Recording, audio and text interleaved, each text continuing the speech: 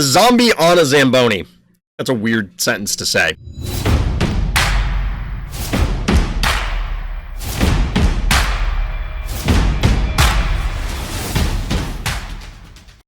Welcome back, everyone. Welcome back. I see Forgo's already in here getting me with the hydrate.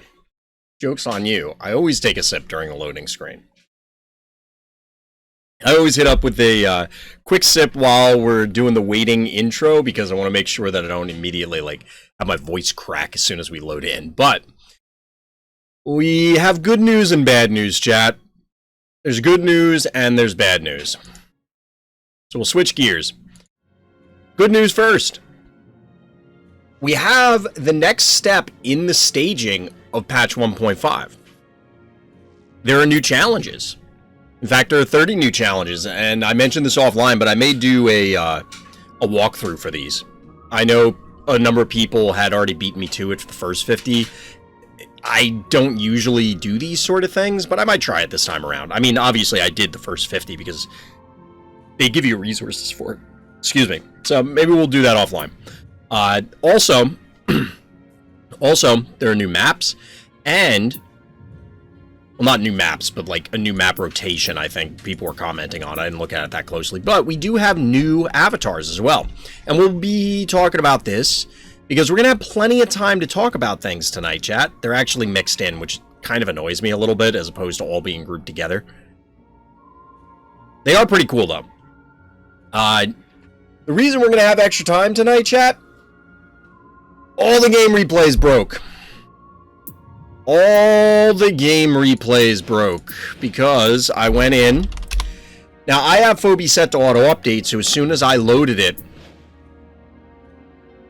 I went to go check, well, for Tute's games, because they were the next up on the list, and they're all broken. They're all broken. I had thought we were going to have until Tuesday because they staged the patch at the time of this recording, about a week ago. Nothing happened, so okay, we're good. They said October 4th was when things were going to happen. Great, that's when they're actually going to activate things, and that's when I'd expect the patch to break stuff. So okay, we got a couple days. It's not the case. It seems like all the replays break on every patch day every time. Yes, but the thing is I didn't expect this to be patch day. I don't think anybody did. And that was part of the problem. Otherwise, I would have done way more on Friday and Saturday. But yes, it is, and the dev team did acknowledge that, yes, patches will cause things to break every single time because of the way the back-end game files work. So similar to if you played StarCraft 2 and Heroes of the Storm, and I'm sure tons of other games, those are the ones that I played in the past. When they did replays and reconnects, what essentially happens is that the game plays itself up to a certain point. As you can imagine, that's how replays work, is the game is playing itself. And if the data is incongruent, if the data is inconsistent, where it says, hey, I need to pull the values for Snowball or Bowmangles or Hematic Ginsting or Baby Snaky or whatever, I need to pull that information so that I can do stuff. It says, hey, well, this doesn't line up, and kablooey. It just blows up in their face. So, and that is a known, I don't want to say bug, because that implies that it's not working as intended, I guess. Sort of. I mean, I guess you could call it a bug, but it is a known problem. Quick aside, everybody, before we get into the actual content, I was accepted into the Phobies Content Affiliate Program, the content creator program, you might call it. Shout out to the Phobies team, and thank you for that. But the reason I'm telling you, everybody out there, dear viewer, dear listener, is to let everybody know that I do receive some compensation from the Phobies team as a result of being part of that program. Now, I loved Phobies before, and I still love Phobies now, and I expect I will still continue to love Phobies in the future. So look forward to more Phobies content coming from Random's Thoughts. So now, on with the show. World of Tanks replays work the same way? Interesting. Do you play that game, Mosca? I mean, obviously you do. You wouldn't have said that, but I'm always curious about like that and World of Warships and stuff, because there have been some recent crossovers with Transformers and G.I. Joe that have caught my interest for those games, and I know nothing about them other than I vaguely remember World of Tanks when I was still playing Magic, which would have been, when would I have, I'm trying, like, I can picture when I was in the room and somebody was playing World of Tanks on, like, rented computer time in the game store. But that would have put that event at, like, 2004? Question mark? Maybe earlier than that? I don't know. How old is World of Tanks? Like, real old? Now I need to know. Like, I have to look this up. It's gonna bother me. World of Tanks release date. It says it released in 2010. Maybe it was at a WoW event? And I was thinking it was Magic. Yeah, because that one, the store I'm thinking of, I played Magic at once, and I played WoW there. And that would make more sense chronologically. It's a good game, but it's a freemium game. How bad is the freemium? Like, can you just literally not compete against somebody who sunk in money?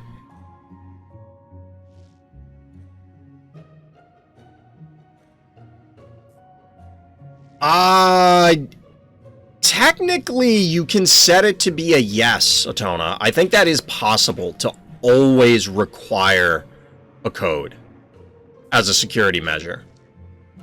It, like, you can authorize certain devices, I think, to say, yeah, don't send me a code every time I log in, but I think you can tell it to require a code every time. I could be wrong.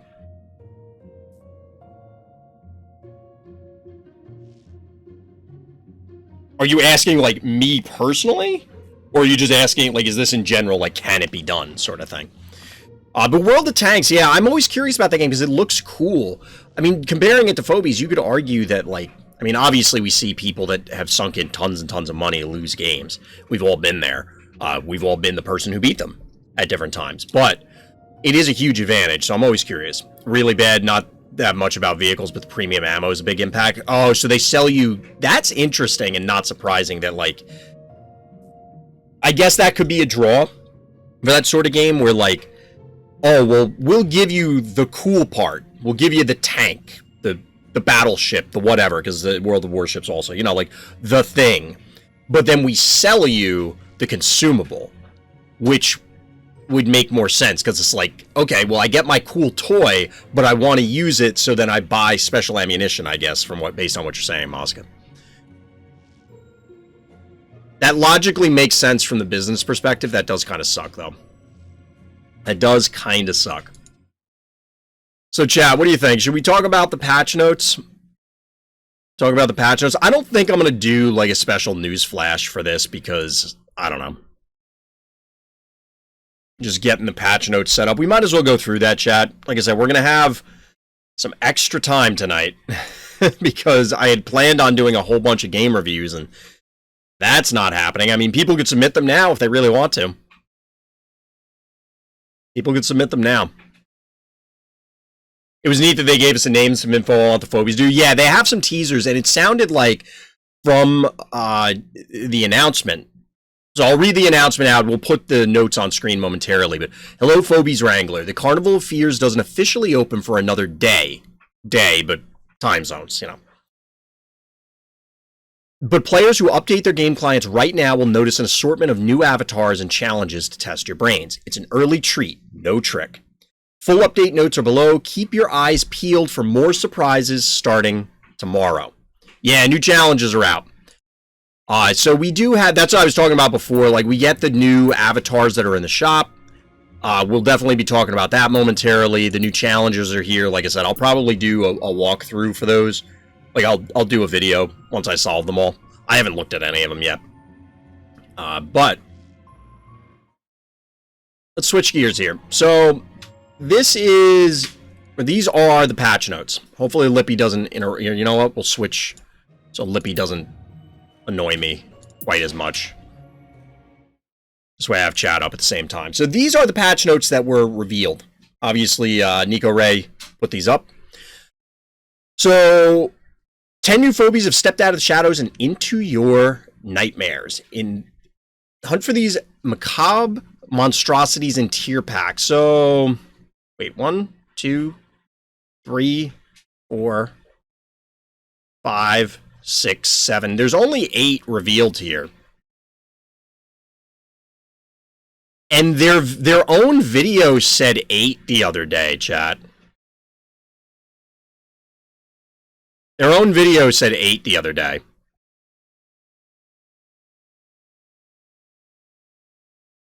So, is this good or bad?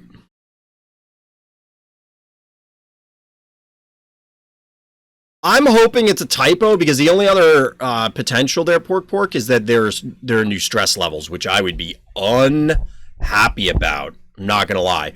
I'm assuming this is a typo. I sincerely hope it's a typo. By the time this goes up on YouTube, we will know for sure.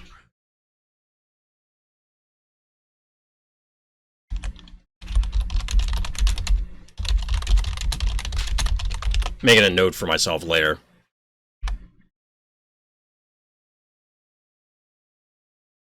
I imagine they would mention stress worlds. I agree, because they did absolutely bring up stress worlds in the past when they happen.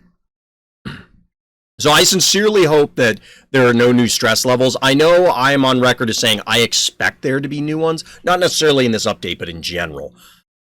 I hope we don't see new stress levels for like a year, calendar year from now, not the 1 year anniversary. Like, I don't want to see new stress levels until the 2 year anniversary, basically. I know that's more than a year, but I just don't see a need for it. It's like, yes, Vladimir and Karth and whoever the hell else is up there will get max Phobies. Like, they'll get all of the Phobies. They'll have a bunch of max level Phobies. They probably won't have all the Phobies maxed by that time, but it just, I don't know, it feels like it's too much if they were to do that. But I agree with you, Chad. I assume this is just a typo, which is interesting, because it's not like you can act like something caused them to type 10. I wonder if that was a Freudian slip from something. You know what I mean? Bad Omen is the bringer of unwanted fortune to your foes. This 2-key unit has the ability to lower the threat of an enemy Phobie with its debuff special ability. So we did see Bad Omen. We saw in the trailer that, well, the Black Cat is presumably Bad Omen. That is, and we saw it as an AoE thing. So this is a little bit off description-wise. I mean, it's not inaccurate. But when it says an enemy Phobie, that implies singular, whereas clearly we witnessed in the trailer that it's AoE. So, a little bit off, but that's fine. Not a big deal. Edgar Allan knows that there's strength in numbers and is happy to increase that strength with the ability to buff all allies anywhere on the map. So, I know DT was very excited about this offline, and I was as well. Just realized I'm not showing on here, not like anybody cares about seeing me, but whoops. You gotta put you here. There we go. Now we're in a good spot. So, Edgar Allan, clearly the Raven, right? Which, I love the pun. I love the pun. It's fun. I mean, Russell, obviously, Russell Crowe, right? Edgar Allan, both the Raven, you know. Not exactly, I'll be honest, I distinctly remember at different points in my life telling me how fantastic the writing for Edgar Allan Poe was, and how incredible the Raven was. And believe me, I've read it a lot. Both required at different points through primary school and stuff like that, as well as, you know, just because people said, oh, it's great, so I'll give it another shot. Like, I don't know. I guess it's just me. It just never really clicked with me. Never really was my kind of thing. But anyway, there is a funny one that I've mentioned otherwise, a funny parody of that poem. But anyway, yeah, this we kind of surmised from the trailer the other day. I think anybody could have seen it. The Cask of Amontillado. That one is both more famous, at least to me, and I think also is a much more interesting story. It's poetry, so it depends on taste mostly. I get to a degree, but I guess, I don't know, it's held up as such a shining example of poetry that, like, even if you don't like it, it feels as though it's supposed to be one of those things that you can go, wow, I don't like it, but you know what, that's still awesome. And I'm just like, kind of whatever. I don't know. I'm not a big poetry person to begin with, so it's tough for me to get into it. I kind of feel the same way about Star Wars. Everyone loves everything Star Wars, and for me, it just kind of exists. I don't get it. I don't know if I feel... It's different for me with the Raven than it is for something that I feel is just there. I can't quite articulate what it is. Yeah, I mean, you're right, Pork. It is fun. But yeah, Star Wars is another story where it's... I like Star Wars. I am absolutely not a diehard Star Wars fan. We've gone over my somewhat hot take opinions of Star Wars on many occasions. Maybe we'll get to that again tonight. I don't know. We'll see. All right, next one up is Pod Racer on N64. I actually actively did not like that game, Atona. I hated the Pod Racer game. I really do not like a lot of vehicle-based games, and I've tried a number of Star Wars ones, so they stick out in my head. Even recently, like a year or two ago, there was that, I think it was X-Wing versus TIE Fighter, or a remake of that, essentially, and it was just miserable. It was miserable. But I'm not a racing person, I'm not a vehicle game person, so it just, I don't think it was ever for me. Which is fine. I know a ton of people really enjoyed it, but just wasn't my thing. So, the Speedolas. Tag me in. Pair blue Speedola with its partner and watch its movement, range, and attack power grow. Make the hot tag to red Speedola to boost the movement range and attack power of its partner. I mean, yes, we know. Well, actually, we didn't know, now that I'm saying that. We knew that it was getting the attack power, but the movement range is new, right? We didn't see it move in the trailer, did we? We saw it roll out of the vault. It gets juiced up. And then... yeah, and then the red one was just standing next to it, right? Correct me if I'm wrong, Chad. Wasn't that all we saw? I'm like 90% sure that was all we saw. So this is actually pretty cool. I think we could go back and look at the trailer. I don't know how far the movement was, like from vault to when it ends up next to its partner. But increasing the range there means either it's going from 1 to 2 or 2 to 3. I'm assuming we're not getting a 3 to 4. That would kind of be bonkers, right? But that's actually really cool. That's really cool. This, as compared to the other ones, this is a big catch. This is a big find.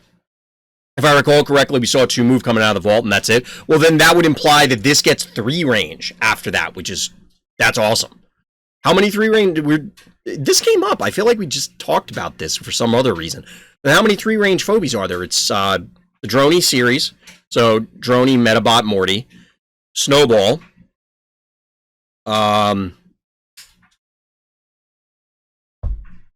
There's something else I can't think of.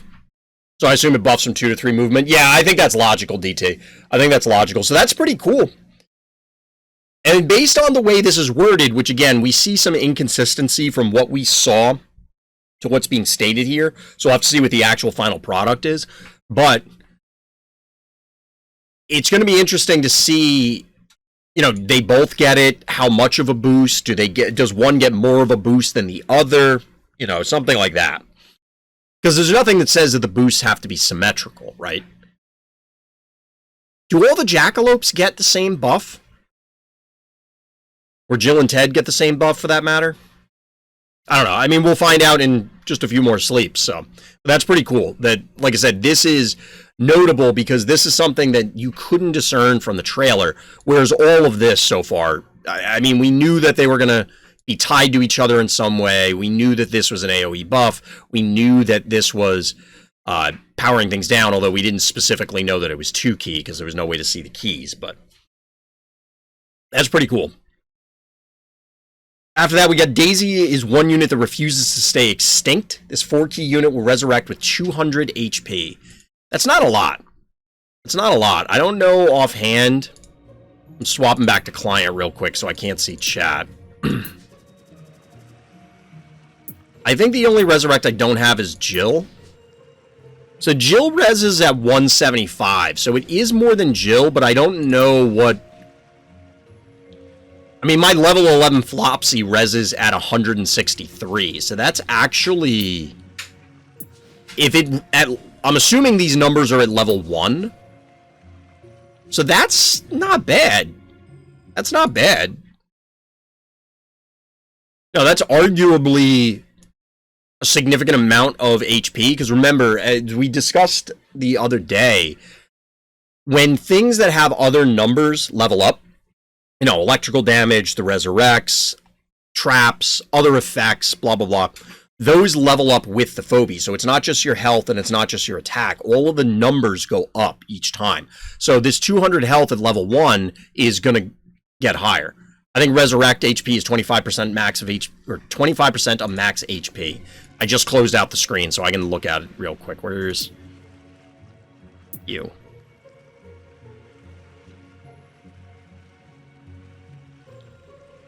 Is that... This doesn't seem right then. Oh, because I was looking at the wrong number. That's why. Yeah. So I was looking at the damage for my Pterodactyl, and it was 552, not the Resurrect health, which is 520. So my Pterodactyl is 2,080 health, 2080, and it resurrects at 520 health, which is 25%. So we can infer then, going by what DT is saying, that this is an 800 health unit. So it's a 4-key with 800 health that's a ranged undead.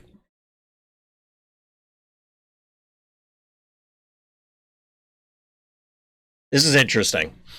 Obviously, I'm making the connection between we saw a resurrecting Phobie, so it's going to be that one. We haven't seen any resurrecting Phobies that are not undead to this point, plus extinct. Like, it has to be the Sabertooth thing. Like, there's no way that that's a mechanical, right? I guess it could be dimensional. Somebody was asking if we're going to get resurrecting Phobies as non-undead the other day, so 800 HP for 4 keys doesn't feel great. It feels super fragile, but we don't know how far it moves, because I don't think we saw it move. We just saw it resurrect and throw the bone. But it is a ranged Phobie, so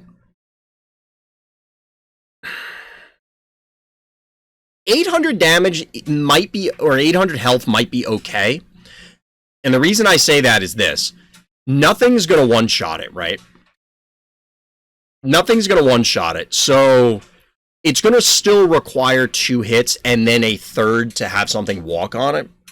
The problem is it could be like hit from 1 that's already in position, hit from 2 that moves in, and then the first Phobie walks on it, or, you know, however that gets set up.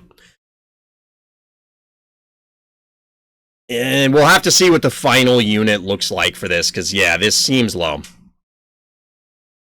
Oh, Jackalope King is the identical numbers, then there you go. That seems to be consistent. 800 HP and 200 level 1.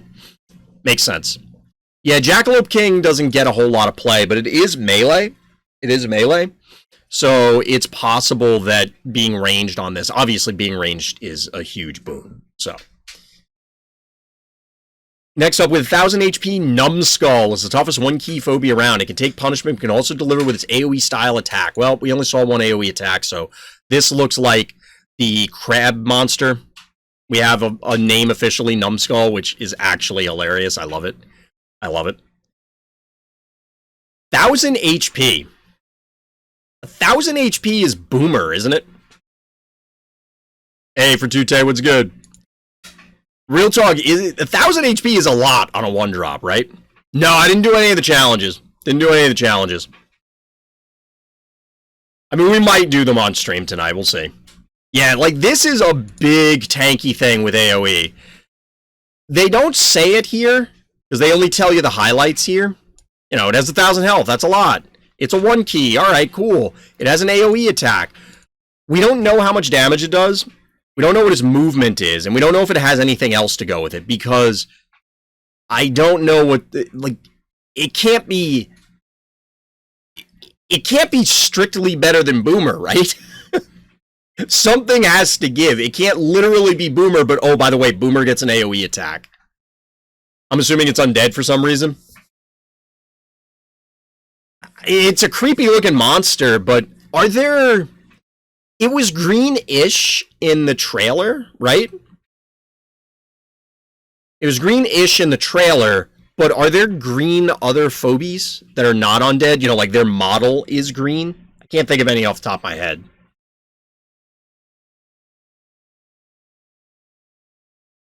Oh yeah, you're right. We did see the cards for Tute. It is undead. It is undead. Because we saw all the cards flying on the trailer. You're right. You're right. Can be pulled, which makes it weaker than Boomer. I don't know what you mean, DT. Like, Boomer can get pulled.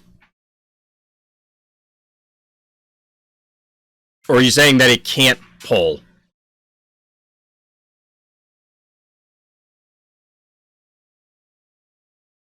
Oh, yeah, it has stasis. Oh. I swear to God, I forgot that ability even existed. Like, how long has that even ever... Well, I take it back. That had to have come up at some stage, but I can't, like... What? I don't know. I remember talking about stasis so much. Forgot the entire point of the phobies existed. No, its entire purpose is to be a one key that caps points. That's what it lives to do. That's all it does. It's funny because I distinctly recall talking about stasis so much. Like an enormous amount. And it's literally never mattered. It has not mattered ever. Not for good or ill. It hasn't even mattered. Like, my opponent took advantage of being unable to move Boomer, so therefore it caused like a boop or a yoink that was an AoE effect, like an attractor or a repeller or a Hevo or something like that to do something unique. It's never mattered. I'm still convinced that its purpose is to counter attractor because it's too situational to actually matter. I don't even know that it does, because you can still... Like, yes, you don't necessarily get... It, when you say narrow ability, it is so narrow. Almost not even figuratively narrow anymore, like literally narrow, because it only prevents the yoink in this specific line. Because otherwise, like, here's the Boomer, and it's still going to loop around it, right? Because you can target the Boomer, and then it yoinks and pulls the thing around. It's just not going to pull it forward directly, which... I don't know. Yeah, exactly, for Tute. Like, I understand what DT's saying. Because I can absolutely understand the game design element. I know we're getting away from Carnival, but we got plenty of time tonight, chat. Because all replays broke. So, I can absolutely see a design meaning where it's like, wow, Attractor and Repeller are really good. We need something to, you know, people are going to complain about this, and it's a problem. Just, you know, we got to have something that is an answer. All right, well, what if things can't be pulled or pushed? Okay, I like where you're going. Let's put it on the board. So they put it on the whiteboard, and they're writing stuff up, and they're... Okay, well, we can't give it to this phobia because it's too good. We can't give it to this one because that's way too good. And when we give it to this, it's like, yeah, it's pushing the budget on the key cost and stuff. Well, what if we just make a one-drop with it? And it's like, yeah, there's the answer. It's like, no, that doesn't work. Doesn't work. Yeah, Bong, for the record... Scrungle did discover that Bong water is an energy drink. Like, that is the brand. And I am concerned for the state of humanity. Could be someone typed a 2 instead of a 4. I guess? It's funny because they... So I have no insight into this. Again, part of the content affiliate program, but there's no world in which they would tell me these sort of details, right? If they did, I absolutely couldn't repeat them. So I'm, again, just speculating, but I got to get this stuff out here. So, yes, it's possible somebody made a mistake. I find that kind of unlikely. But it does seem like it almost caught the team off guard because we didn't get the announcement to precede it. Then there was also just the verbiage of some of the announcements in Discord and in other places about... Oh, well, there'll be more stuff to come, and, you know, I don't know. It feels weird to do this piecemeal also. It just doesn't seem right. Or marketing and coding people didn't talk. Yeah, but it's Sunday. Well, I take it back. I don't know where their coding team is located. So whoever's actually pushing the button to go from dev and test to prod, For anybody who doesn't know what I'm talking about, from test environment, development environment, and those could be two different things, to production, aka the live client. Well, Smoking Gun is in Toronto, but that doesn't mean that their coding team is in Toronto. I played a number of games where the dev, like the actual people who work on the game balance and the game design, as in they are creating the things in the game from a gameplay perspective, and the marketing team are in the United States or in North America, but their coding teams are in South America or in Asia or in Europe or in Oceania areas, or pick a other geographic location. There are tons of companies that do stuff like that, either because they're outsourced or, you know, the person they hired happens to just live somewhere else, and you don't necessarily, you know, like lots of people work remote, especially now, right? So while they're based in Canada, it doesn't necessarily mean that the person who's doing this is even in the same time zone. Plus, coordinating global releases is always complex. After that, we have Zomboni. I love this name. Can sacrifice its own HP to heal an ally and leech enemy health to stay in the fight. So, leeching enemy health, I'm curious whether this means that we're going to have an undead Phobie, because I'm pretty sure we saw it as undead, right? You hate Zomboni? Why is that? We don't even have this Phobie and you hate it? Why do you hate this Phobie? Seriously.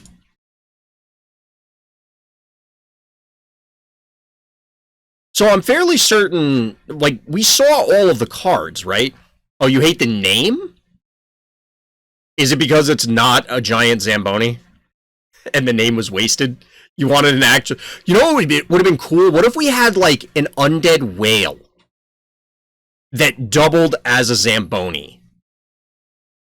How cool would that be?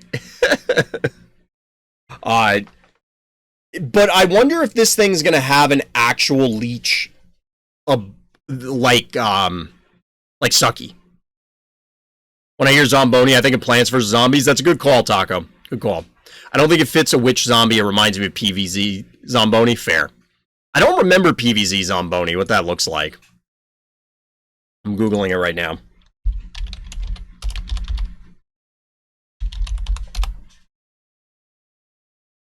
Oh, it was a zombie on a Zamboni. A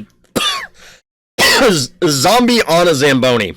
That's a weird sentence to say. It's a really weird sentence.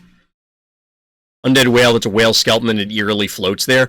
See, it could be one of two ways. Either, I was in my head, because we're on the topic of Zamboni and Zambonis, I was picturing a whale that just was kind of like shaped like a Zamboni, and it just kind of like slid along the ground. Or, who out there has played Bubble Bobble? You remember the game Bubble Bobble? And they had the undead whales there? Because that would be something cool. That would be something cool. So yeah, all the replays are broken. I mean, they're going to be across the board. It is what it is. I realized that as I was trying to set that up for the BRB screen. I'm like, oh yeah, they're all broken. Fuck my life. What are you going to do? Hey, Hondo, what's good? So, yeah, Zamboni's going to be interesting. I don't know whether we're going to get a... Like, is it going to have a leech? Like, life leech, as in the effect that Sucky or Alistor have? Or what? We'll have to see. The fact that they're calling out leech enemy health seems to imply that it's above and beyond. But I don't know, because we have a number of things in here that aren't quite 100% accurate. And then the 8th Phobie is Werewolf strikes with doubled attack damage and tripled HP at the turning of the moon. Let the transformation begin. Unfortunately, they don't give us any details to exactly how the werewolf transforms. So is it an activated thing? How long does it last?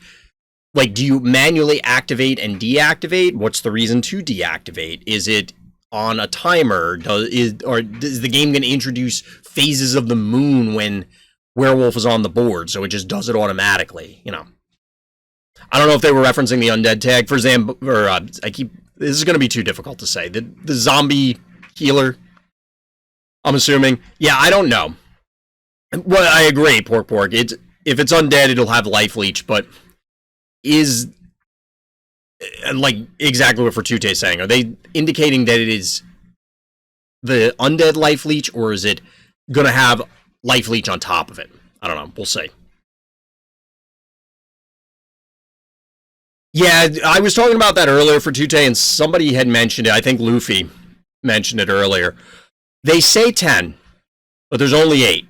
I'm hoping that means that this is a typo.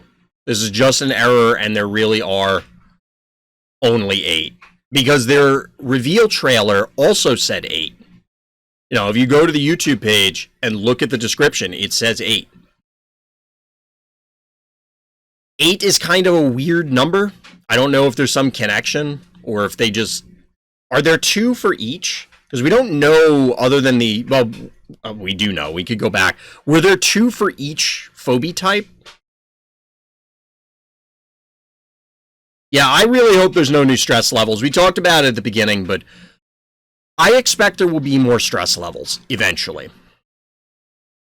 I could be reading too much into the announcements that have been made previously, and maybe there won't be. But I could absolutely see where they introduce them. I just hope that they never do, because it's already absurd. I think it's already insane. Is the spiky bug name already known? I think it's this one on a numbskull. They gave us the names of everything, so.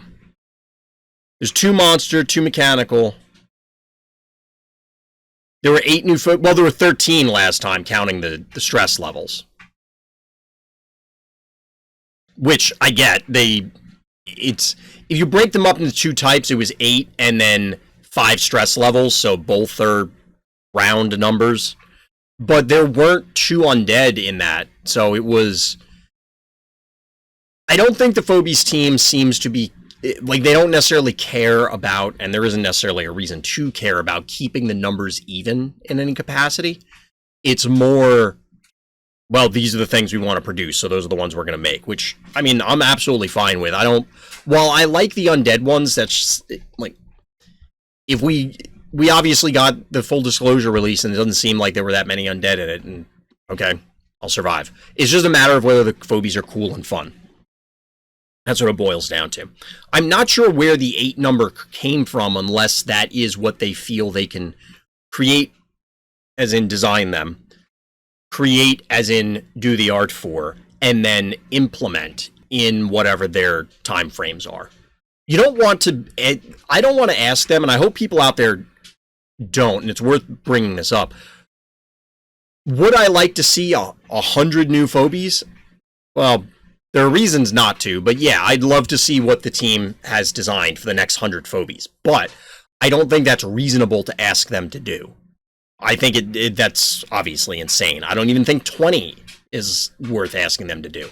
So I'm fine with the number we're getting, and I hope people don't get disappointed, be like, well, why aren't they giving us more Phobies? Why aren't they giving us more stuff? Well, because it takes a lot of work. I'd rather have 8 good ones that are balanced and released appropriately than 50 that are trash that just demolish the game. You know what I mean? One way or the other. There are 3 undeads and 1 dimensional, which is fine because I think there are a few undead and a lot of dimensionals. Yeah, we were short undead in the last release, which kind of makes sense. Zomboni is the name for the undead shaman. Yeah, that is here. We saw the heal, like this has to be it, because we saw the heal effect and we saw the self-damage effect. By now, I think we should have the big mechanical bacteria swamp stress level thing known to us. Nobody's gotten that far yet. Nobody's gotten that far yet. I already feel like I'm falling behind on getting Phobies and that I'll never get caught up. Even 8 feels like I'm a long way from making that much progress. I don't even have any alien Phobies from last patch as in any of them. Really, Doc? Really? I'm surprised. So because they give me coffee... This is going to sound super elitist, or because I'm somewhat detached from, like, my collection is artificially inflated because they've given me a lot of stuff, is what it boils down to. So I don't really have a good concept. Well, I take that back. I don't have a great concept of, say, the free-to-play experience, but I have a really solid concept of it because... Well, that's not necessarily bad if you're not getting quantity of Phobies, Doc, because then you can get the ones you have up to super high level. But I've mentioned on many occasions, the economy is the biggest problem with Phobies. It's the biggest problem. And while I do, and it kind of ties to this patch, while I do love the idea of all these new phobies, and believe me, I'm excited to get them, it is more phobies in the pool. And I understand, like, you absolutely have to release stuff so that way you can keep people chasing the carrot, even if, like, people in Doc's position that don't even have any of the full disclosure phobies, and I promise, Doc is not the only player out there in that position. It's still, well, they've probably seen them enough at this point to go, okay, they're not new, or that new anymore. So even when you finally acquire that stress level phobie or that attractor or whatever, it's not going to feel as awesome because you've already seen it a bunch. So introducing new stuff into the game does still help people to keep them, help them in the sense of keep them engaged. This is the primary way that most games, like new content, is how people continue getting sucked in. And I think that it's one of those necessary evils, but it does cause issues with, again, the economy of what is demanded of you in order to have a arguably reasonable collection of phobies. Taco, I love that we get the daily update. Like, do you have do you remember every day to tell us what you're eating? I think it's really funny. And some chorizo? No, I haven't had chorizo in a while. I do like it. I don't know if I necessarily like it more than other meats, but it's pretty good. I think the subscription's still better than the horrific offer. I haven't gotten it yet. I only saw screens of it. I say it just to say it. You're welcome to keep saying it, Taco. I find it really funny. And you do remind me sometimes of foods, like chorizo. I haven't thought about chorizo in a while, so. Yeah, it's not the new stuff that's frustrating. It's that new stuff seems to be adding faster than people can get the old stuff, so it makes it feel like I'll always be falling behind. At the rate they're going, I don't know. I can see that discouragement, Doc. I don't know how common that is. I don't know how much you put into the game, time or money-wise, so that's also going to be relative to it. No, just kind of hanging out today, Crimson. I watched some football, and that's about it.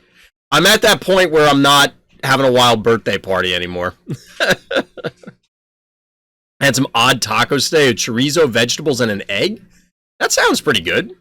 That sounds like a breakfast burrito, honestly. I had tacos as well, chicken tacos. I haven't had beef tacos in a while, unless they were from Taco Bell. My wife always makes chicken tacos, which are good. It has 1 horrific pack, 7 days daily double, and 7-day XP boost for a little bit expensive than the subscription, so a little bit more than the subscription. Okay. Yeah, the screenshots I saw it looked like it was $20. I might do it when that comes out. I don't know. We'll see. Sunny side up eggs, nice. Then a little bit different than a breakfast burrito. Usually it's just scrambled eggs thrown in there. Could have been playing more between these two patches, but I was feeling this way when the alien patch came out. Yeah, I don't know when it's weird because Phobies is not a card game. So the regular cadence for card games has been dictated by Magic for decades now. Literally plural decades. So it's basically, there's a cadence for it. You know, roughly you're going to get 3 or 4 sets a year, and then the company in question might have their own quirks or special details for it, but you know how they're going to release stuff, and it's going to be at a regular interval. Phobies seems to be dictating this 3 to 4 month period, because it was March and then June, so every 3 months, because then it was June to October. Basically, I don't remember the dates. I think it was the end of June. So it was like almost 4 months. You know, roughly 3 to 4 months. Again, I don't remember the dates exactly. So between release to full disclosure to now. So are we going to get this consistently? As long as they don't add stress levels, I think I'm okay with that. I think. What's my most anticipated phobia? I don't know, Crimson. As soon as we get because while they're telling us stuff here, this isn't all the information. Like, there are definitely gaps that you can infer from some of this. You know, like, for example, Numbskull was the one we were talking about. What's its movement? It can't just be a better boomer, right? Like, it can't be. So I'm very curious. Based on solely what we have, Werewolf, just because this ability just looks so cool and so unique, I want to know more about this. So if I was only going off of this, it's 100% werewolf. Probably followed by Daisy because I love undead. But, I mean, you make the same argument for Numbskull. Or Zamboni, for that matter. I don't know. I like all of them. I'm excited for all of them. For me, breakfast burritos consist of scrambled eggs, chorizo, and papas. Interesting. Breakfast time for you? Well, I hope I'm not taking away from your breakfast, Honda. Most important meal of the day. It actually is. No, seriously, eat breakfast. Not even joking. I've gotten to Cap in Boom Beach and Clash of Clans, so I've done the grind. Not once in those games I ever feel the end, having everything wasn't achievable. Yeah, I think the difference with this game, I mean, there's multiple reasons, obviously. The leveling, the quantity of stuff, but the stress levels, I think, make it feel ridiculous, because it is ridiculous. In order to get to level 150, if you're not just dropping a ton of money, and that's where I was alluding to earlier, that while the content affiliate is giving me coffee, and I'm opening those Dreadfuls or whatever each season, I'm getting roughly half a million experience from each of those. It's getting me like 3 levels, 3 stress levels. That is not a lot. Now imagine somebody who's free to play who isn't getting all that. I don't even think you can grind for that much in one season, even if you were hell-bent on doing it. I legitimately don't. Somebody had to have done that math. And the way somebody calculated, I think before full disclosure, to hit stress, and I guess it wouldn't change that, but to hit stress level 100, it would take a calendar year of maxing everything out every day. I don't know what that does as far as like leveling your phobies, or whether it would even, yes, obviously pack luck could mean you don't ever get a full collection, but to hit stress level, it's nuts. I really, that's my biggest complaint about phobies, and we'll get to the other stuff when we move on. Are we going to get a balance patch? They made no mention of it, Onda. I don't know. What do you think, Chad? Is there something that needs to be changed balance-wise? Obviously, we don't know exactly how these phobies are going to play in, but breakfast is important, absolutely. Mess up typing Twitch, and I mess up typing, and my ancestors are mad at me. Hey, Big She, what's good? What's good? Get chocolate chip waffles for breakfast? Oh, no. Yeah, I think Stabby could do. I mean, Stabby's always on my hit list. I can't stand that thing. Sasquatch Avatar's like, I'm watching you. We'll have to take a look at it and see what... Yeah, because I skimmed through the shop earlier, but... So, speaking of avatars, so you get... There's been a Sasquatch sighting, beware of bad omen, Edgar Allan gently rapping at your chamber door. Dummy thick and nothing more. Daisy is no delicate flower, Numbskull, Zamboni, Werewolf. This is pretty cool. Fulfill your wish with jammy fish. I like that. Sir probes a lot. So I made a Paul reference. How many people out there have seen the movie Paul? It's a Simon Pegg and Nick Frost film where they rescue a alien from basically Area 51. Or escape from Area 51 and they rescue him. And there's a scene when they first meet him and he says something like, or they're talking to Paul, the alien's name is Paul. And they're like, you're not going to probe us, are you? And he's like, why does everyone say that? What am I, harvesting farts? The whole movie is hilarious, but like I lost it at that line. That was super funny. It was super funny. Yeah, Sir Probes a lot. I mean, you can see it. We know, yeah, this is absolutely the 150.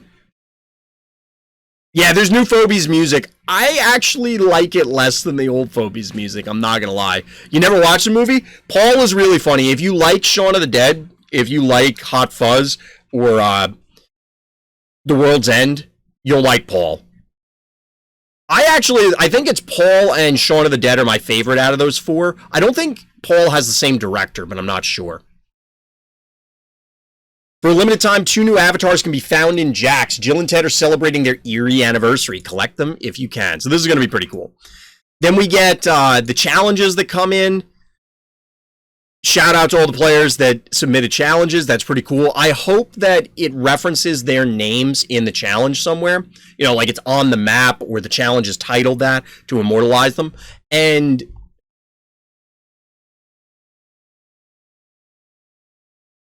Yeah, here we go. I was skipping ahead to look for the maps. Same sort of thing for the maps. I hope that they have the players' names on there, the people who submitted them, because that would be awesome. This is actually pretty cool. The maintenance stuff that they're going to tell us in-game when things are happening and prevent arena matches from starting. I don't know why this was such an issue, but sure, it's fine. They're changing some stuff up for how things are going to look. That's pretty cool.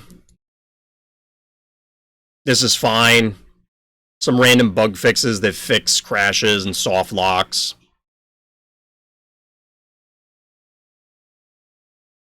This I didn't know was an issue, but I'm glad they fixed that. So overall, chat, this is a pretty interesting set of notes.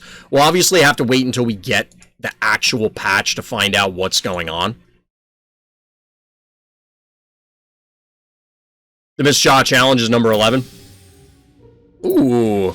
Get our coffee. Get our coffee. I can now do my other async games. We'll take a look at the store and see what's in there. We did briefly look at this earlier. Unfortunately, they're kind of mixed in. They're not all at the end. Because the full disclosure ones were added in. But yeah, the Sasquatch one is pretty cool. Bad Omen. This is presumably Edgar Allan. Here's Numbskull. I think Onda already picked this one up. Have I thought about submitting my own map? Absolutely. I just didn't participate in that contest. I definitely have some ideas. But we'll see what these ones come out with. A lot of any ideas I have are kind of on hold until we see what we already get, right? Because if they're already doing an idea, it's not necessarily that my idea is, you know, like it's going to be unique compared to whatever they're doing, officially doing. But if it's close enough, it's like, all right, do we really need another one? So yeah, the werewolf, this must be Daisy. This is the part that bothered me, is these two we already had. These two we already had. Why are they mixed in here? Jammy Fish, these we had. This has got to be Sir Probes a lot. And then, Zomboni. I'm assuming Zomboni. This is the one that everybody, Numbskull got me acted up. Oh, that Black Cat avatar when my account stops being free to play. Is that one you have to pay for it? Yeah, you have to act. Yeah, I think you still count as free to play then. I think you still count as free to play. It doesn't affect gameplay. It doesn't affect gameplay.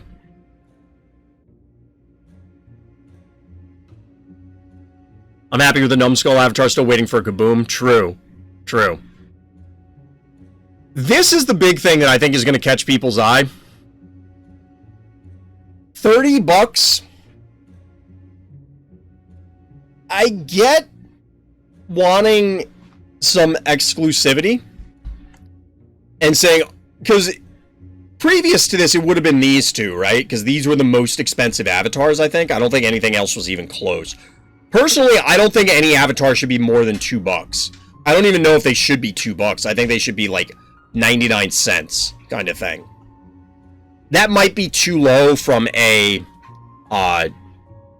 you know, like paying the artist perspective. That may just not be feasible, and if that's the case, okay, I get it.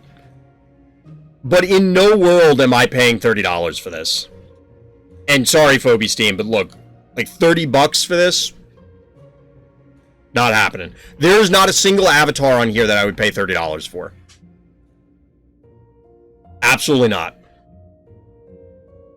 Certainly not this one. Certainly not this one.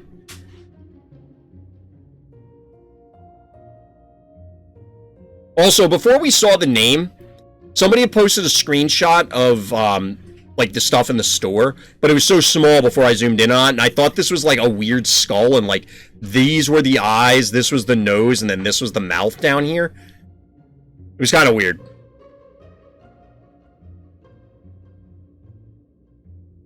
Thing is, we got avatars for Sasquatch and Jammy Fish, but not Puff.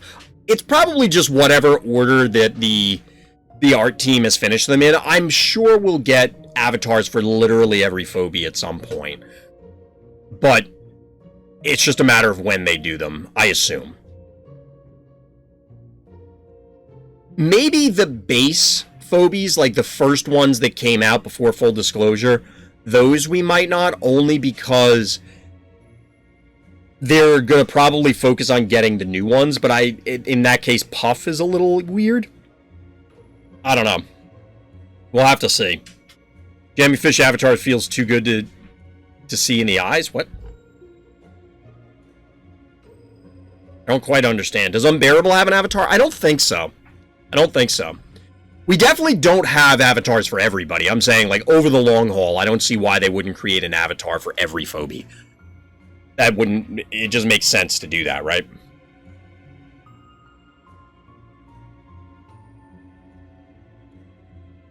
I don't know. Even the ones for coffee, until I have all the Phobies at the very least, maybe all the Phobies maxed level, or at least all the ones that I plan to use frequently maxed level, I feel like I would never spend coffee on these unless it was, I just had, you know, like 100 coffee is something I could quite literally get in a day if I pushed. So maybe something like Sucky or Cassowary or Misanthrope, but I don't know, I wouldn't. This one's actually kind of funny just because it's so derpy. I'm gonna get Numbskull, probably make my first bought avatar. That's fair. Yeah, I mean, this is a head crab, so Clopster's a... Well, it's a lobster, I guess. I mean, it really looks like a crab, but... I don't know. These are, like, 1,000 coffee. That's a lot. A lot of coffee.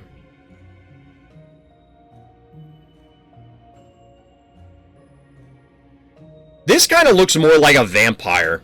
Or like a weird vampire than it does a saber-toothed tiger, but... So are Grimes and Yeti, though? Well, I agree, but I also wouldn't get those. I'm not a big cosmetics person. I mean, I am. Don't get me wrong. If it's something I really wanted, like, I played Smite and Brawlhalla specifically because they had Transformers skins and they had G.I. Joe skins, respectively. Here, I love Phobies, but there are so many other things that I need the resources for to get before I worry about getting this stuff. Does Unbearable seem so round because it lays on top of a boulder? I think it is probably. I think it is probably. It is somewhat of an optical illusion. Yeti and Sasquatch have the same cost? Like, key cost, you mean? Or do you mean cost in the store?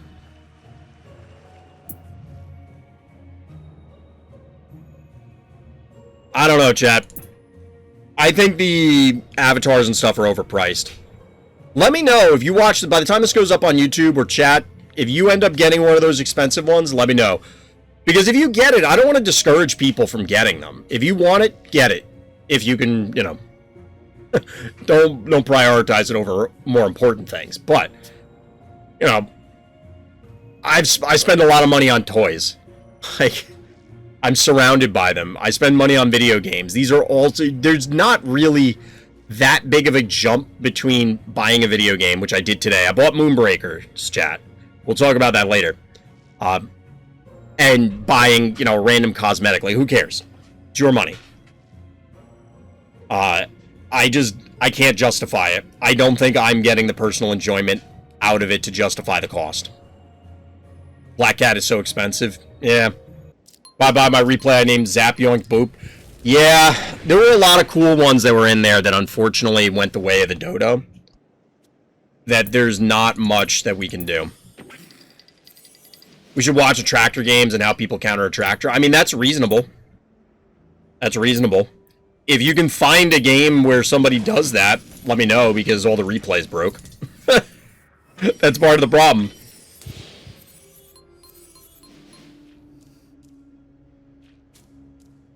My head is like, buy it, support your game a bit.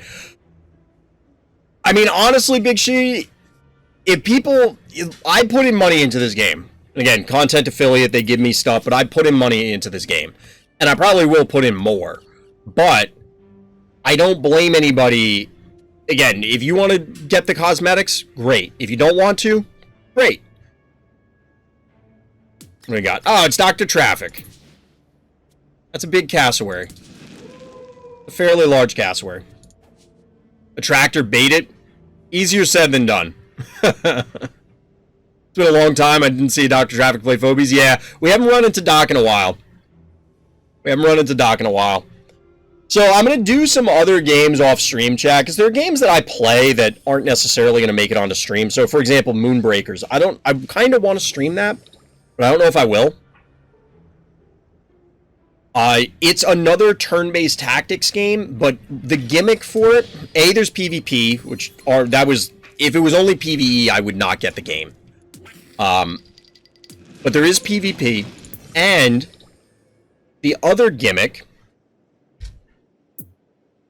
is that you can paint the figures. So, like, you get miniatures like you would in, well, a miniatures game.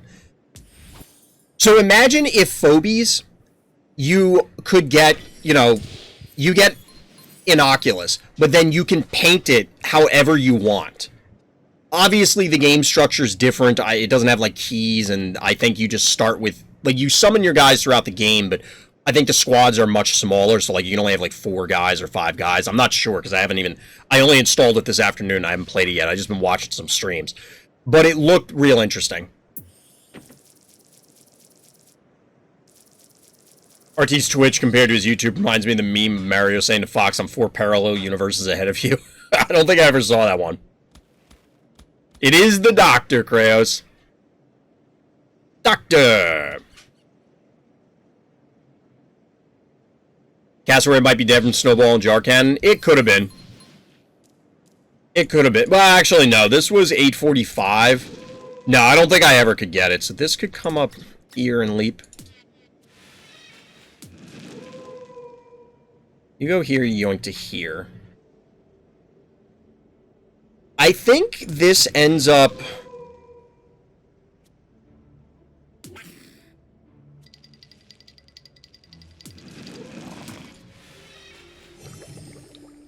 I don't think Doc can kill, like, yoink this and kill it. If he can, it's going to be really bad, but I don't think he can.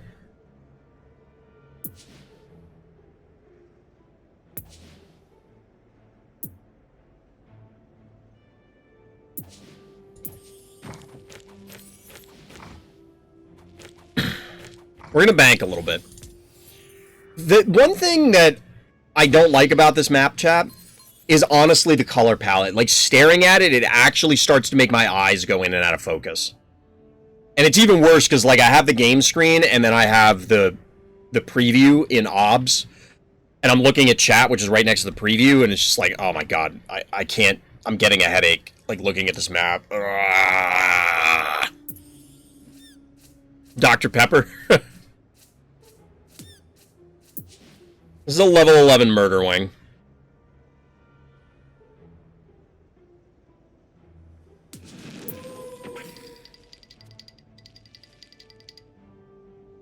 I don't think we can kill this. Jar is not enough, and nothing else can reach. Which is unfortunate.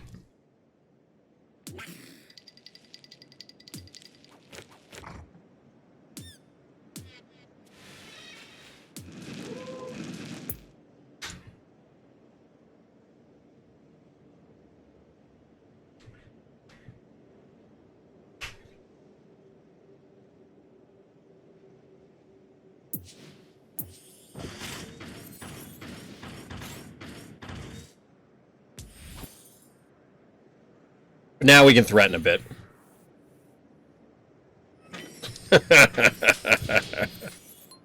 People are just listing every doctor. Doctor. See, I always think of the Scrubs episode where it's Turk, Dr. Cox, and the janitor end up... they do some funny things. And there's a scene towards the end of the episode where they're congratulating each other. It's like, Doctor! And they go to shake hands. It's funny. If you know which episode I'm talking about, you know. If you know, you know. I love Scrubs. Alright,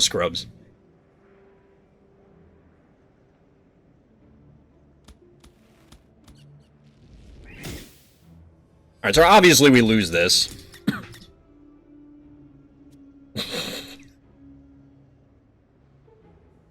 I'm going to assume that's not a link. But that is absolutely not how you spell it, Krayos. It's COX. Yeah, because that's probably not a real domain. Like, that's not an actual website. As one might imagine. So the bad news is there's traps, like, all over the center. At least one is clearly on the center tile, like, literally on it. At this point, there's got to be at least one more, maybe two. Well, I wasn't suggesting try and find a link, because that, like, let's not do that, because if it turns out it is some weird website, like, let's not tempt fate here.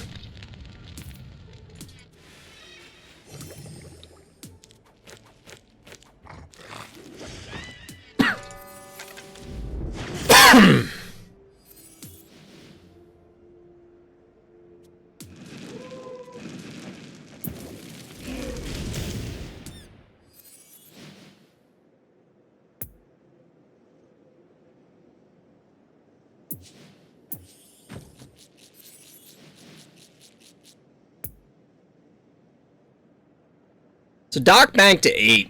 That's potentially scary. That's potentially scary.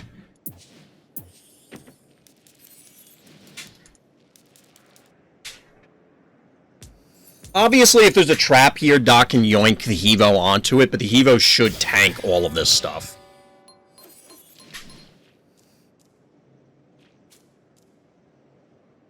Dr. Traffic with the Wooly profile pic. Well, I mean, it's fitting, right? The traffic sign. You're hyped for the Lucha Rathers? I assume you mean Luchadors? The wrestlers? Should have brought Leapercorn? For what? The spider? Or for this?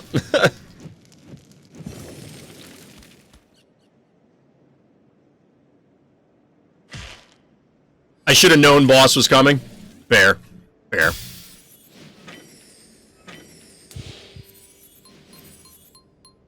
What else could it have been for 8? Like Dozer or High Five?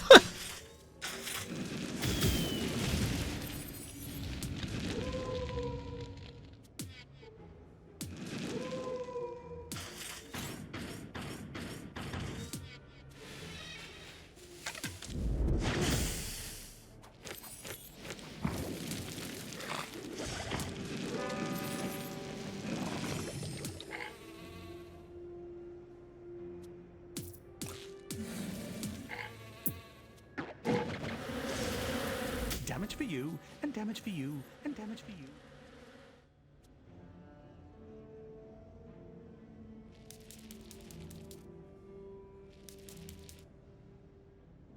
This hopefully just complicates Doc's movement.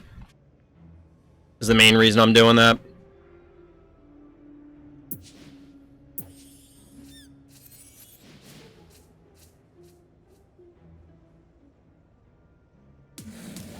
They could kill this. Like, they might get both of these this turn. This probably needed to be back here, but it's too late to back it up. All this fires if the map wasn't bright and orange enough already. Exactly. Like, this is visually offensive.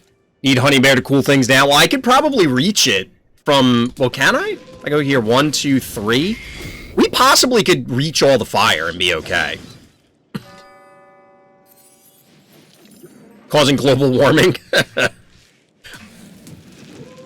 So yeah, the snowball will die. And it's not going to die to... Oh, it is going to die to this. What level is your... Wow, okay. I thought the snowball was going to die to the fire, honestly. The blue point is a blessing on this map. You got to turn them all. True. Although blue on orange is just like... That's another color combo that is sometimes painful to look at.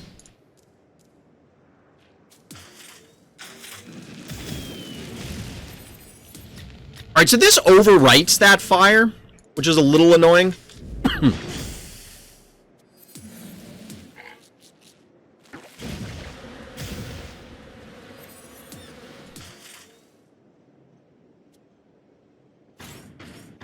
So the way this works is I should heal. How much do I heal? 235. This does 250. We're actually going to take damage out of this. Yeah, we're just going to do this.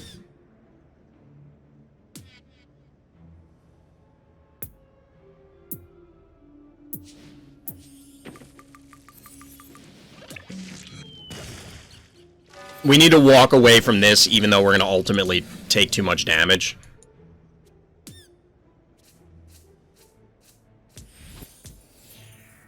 Boss for freezies, sort of.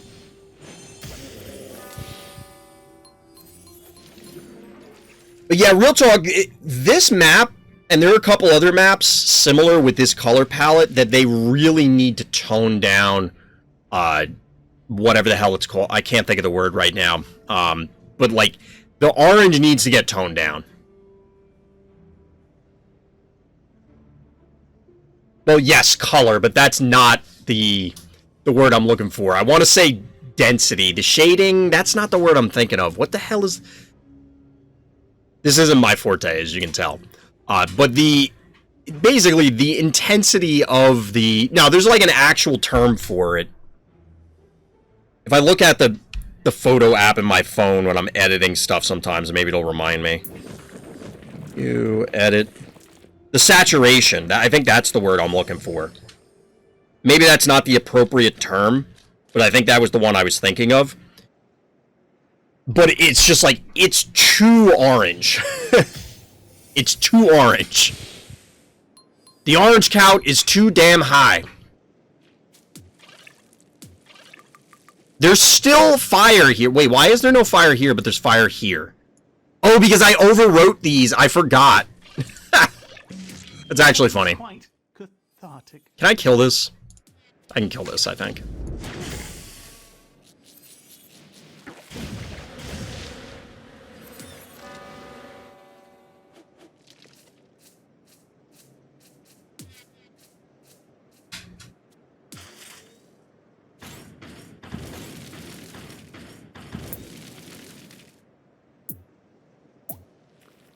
Six, 8, so we'll say 9. How much am I healing this?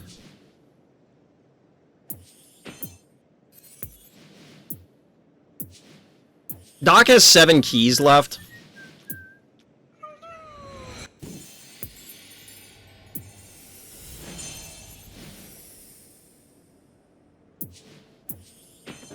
I don't know that this is really a good idea, but we're doing this. Feel like there's a trap on my spot? There could be. Doc, I think, had the opportunity to play a trap on that turn.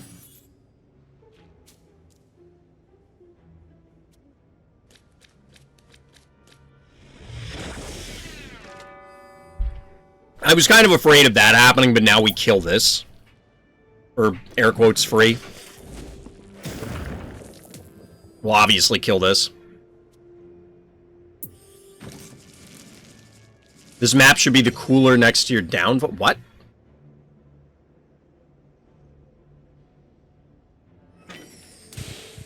I am confused, Kraos.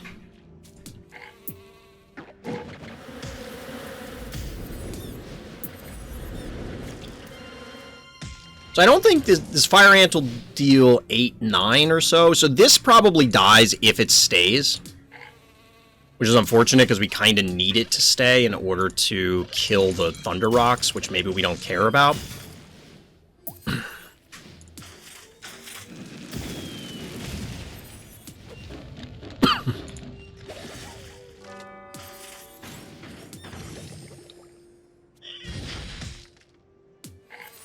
Then again, if Doc stays here, I guess we're fine with that too.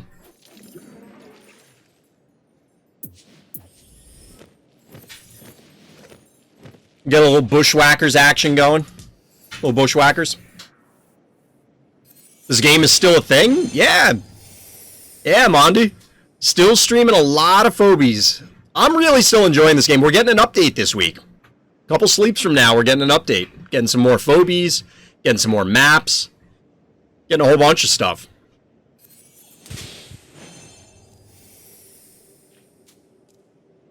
Oh, the color next to your, down by your vault, it's orange, not nice and bright. Yeah, like, I don't mind patches of the bright orange, but it just feels like there's so much of it.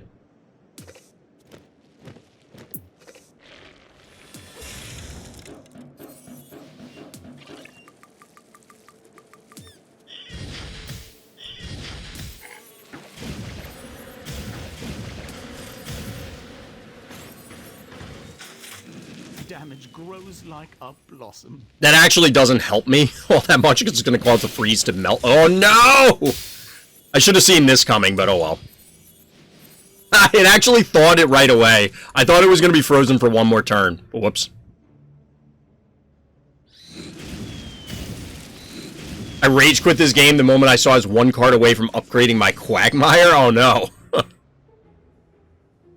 The trap from 2 seconds ago? I mean, yes, but realistically, like, okay, whatever. Yellow Sorrow, the Destroyer action, GG. GG. We need a Mildred theme map or a bunch of Mildred cats just running around or playing. I'm surprised. Well, I take that back. I'm not surprised that there aren't maps with more ambient things happening. You know, on, say, Home Sweet Home and this palette set, tile set, there are things that move, you know, like the crib back here will rock, you can see the stuff sway, the shadows move, same sort of thing for Lights Out, which I didn't realize was back in the pool. Why is this map back? Oh my god, chat. This is also an abnormal rotation, right? We didn't talk about this earlier. Sorry, Scrungle, I need those. I didn't realize it rotated. I think DT or somebody said that offline and I forgot. So Crypto's still here. Floor's Lava is still here. Which, by the way, we're going on like 8 weeks with Floor's Lava. I'm fine with it, but I know a lot of people hate it. Biff's Room is back. Home Sweet Home is back. Lights Out is back. Exponential Decay is back. Xylo is back. Luffy's salivating. And Vile Vortis is back. Mortal Kombat Logic put Scorpion in the box and make him a side character in the story? What? Yeah, Xylo. Can we get Floor's Lava out of here already? Yeah. I have to wonder, why are there... We have what? 1, 2, 3, 4, 5, 6, 7, 8. It's always been 8, but why 8? And if we're getting 10 new maps, will that change? The floor is mid. If you ask a lot of people, the floor is first. Well, I guess the floor is second because you get walked all over by player 1. I don't know. There's something like that. I want to play the floor is lava. I want to jump from furniture to furniture. Well, then just play all flying phobies. It's the all flyer challenge.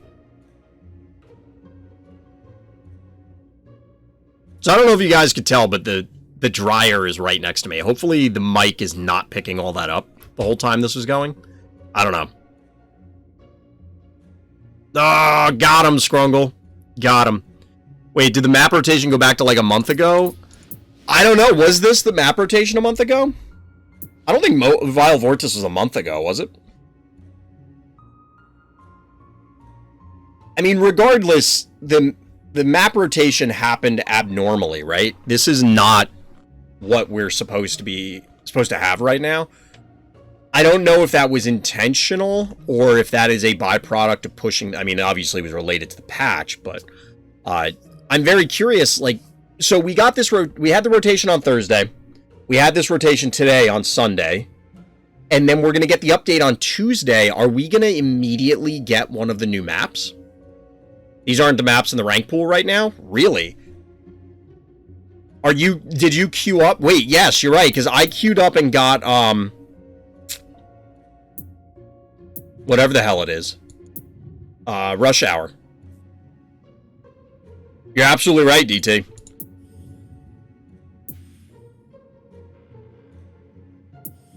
So I don't know what this means. Yeah, it's got to be a bug of some kind, but I don't know what that means. What they need to change it so that you can... Okay, so there are two things. One, the map rotation should always be presented in full. As in, here are all the new maps in one location, and here's the maps that are coming in, and here are the maps that left. That's what should be in this announcement. In this announcement, this should tell you all of that information. I understand it's a small space, but it should. 2, you should always be able to queue up on any map in frenemies. Always.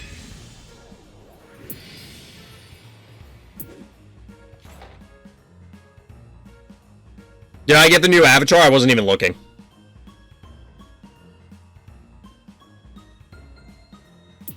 Oh, I got an oopsie upgrade. I literally don't look at this. I'm looking at chat as I'm clicking through. I don't pay attention to the jacks at all. The jacks are also, according to the announcement, supposed to be getting something else on them. Like, they're supposed to look different. So I assume, like, getting the Jill avatar and stuff is not possible yet. I also wish that this would only show you your owned avatars when you went into this screen. I understand why they do this, because then it's like, oh, look at all these cool things you could have. But UI improvements.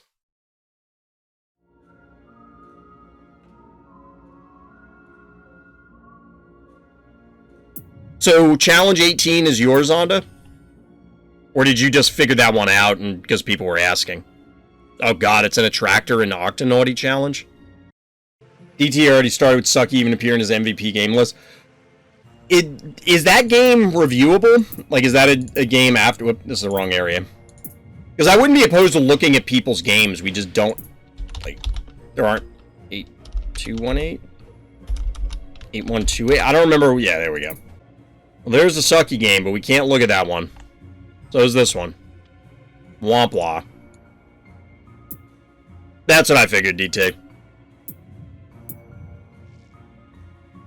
I mean, Sucky, for all the memes and all the stuff that were crapping on it, honestly, I can see on certain small maps where it would be valuable. It's just so tanky. Like, this has almost 1,600 health. That's a lot of health for a 2-drop. That's got to be the most among 2-drops, right? Definitely among the ones I have. Do I have all the 2-drops? Oh, the other ones are Kerbloom and Rusty, yes. So it has the most health. And there are absolutely other ones that are not that big at higher costs, so...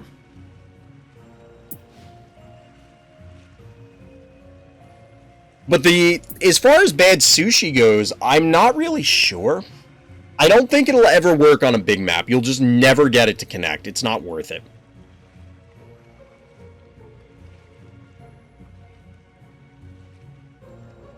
I just don't see any way that it works. I've killed a snowball with Sucky, and all you guys can do about it is nothing. Yeah, I just don't know... We're operating under the assumption that this is leveled up, right? Clearly, I would not run it out there level 1. Because there's no point. The question is, in what scenarios do you want it? And what map would you want it on? Part of me says RCO could be a map where it works. Like, what are the maps in the pool? Or according to this, what are the maps in the pool? I don't think it'll really work on crypto. You're likely to only ever hit one thing, and obviously... If they have a jar or an Inoculus or something like that, they're going to shell it from range, and it's just going to get annihilated. I think Sushi can be a good counterplay to Cerberus and maybe some other tanky undead. Well, there's a lot of things that are answers to Cerberus. It doesn't even necessarily have to be like a Sushi / sheep. I don't think that... excuse me. I don't think that there's... Like, Cerberus is just not that good.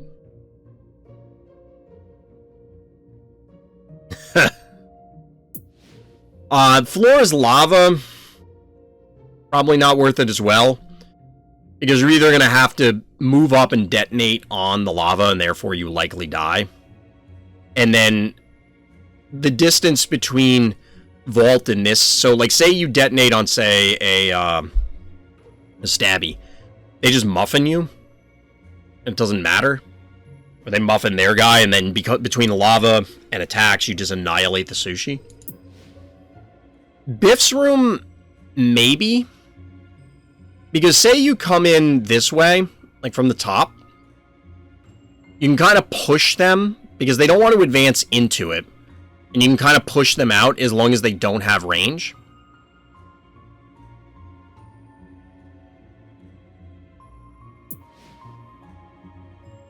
Home Sweet Home feels like you wouldn't get a good connection. We've definitely seen some good sheep hits on this map.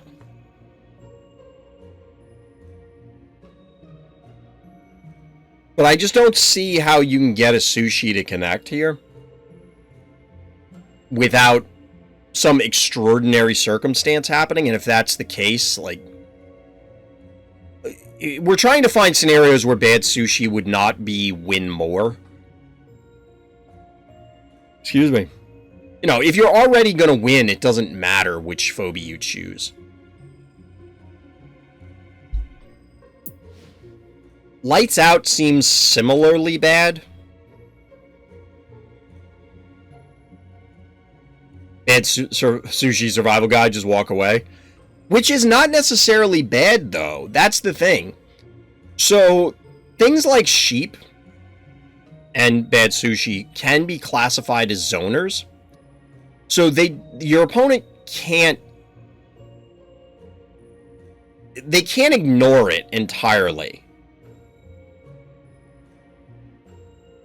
So if they can't ignore it, then it's doing something. The question is, are you getting 3 keys of value out of that something? Obviously, these other 3 maps, there's just no world in which bad sushi is going to be relevant on these, right? I mean, you could chase somebody down, I guess. If the bad sushi's leveled up enough and it can tank a bunch of hits, you can eventually just push them into a corner. But if they ever have a boop or a yoink, they probably invalidate the sushi. Wonder how fast bad sushi can move in water. It still has its tail fin, I think.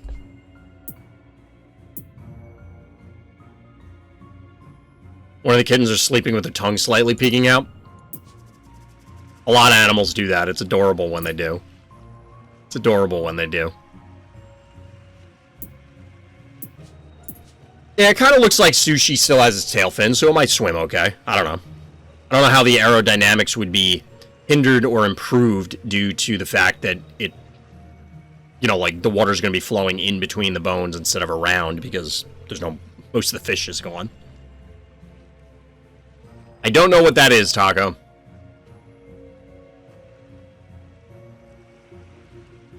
I think I know where it's going, but I don't know what that is. So yeah, bad sushi, I feel like you need a map where you could hit 2 or more panic points. So for example, a setup like this, you get the bad sushi in, and you could possibly connect with 2 panic points. But even then, it's just going to be hard to do it. Maybe you have to pair stuff with it, like have a Moffat or Octonaughty or something, so that you can enforce the interaction.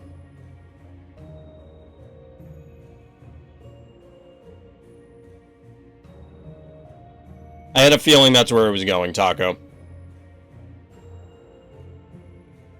Well, there's also no... It's a zombie fish. I think we can make some exceptions for the usual rules of locomotion. I think we can make some exceptions. I don't know. I truthfully don't know. I agree with DT that sushi is a somewhat cheap answer to Cerberus. But the thing is, if your opponent goes Cerberus, most people probably just answer sheep, and honestly, bad sushi is better poison than sheep. It's probably tankier too, which is maybe better, maybe worse. And because of the movement, it might... There's the potential that it's going to have difficulty actually connecting with the Cerberus. I don't know. I don't know what scenarios you actually want this thing in.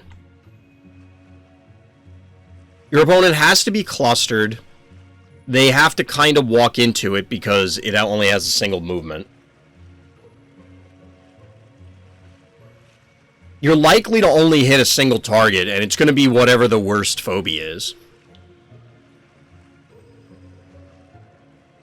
Sushi and Sheep have the same HP at base? Really?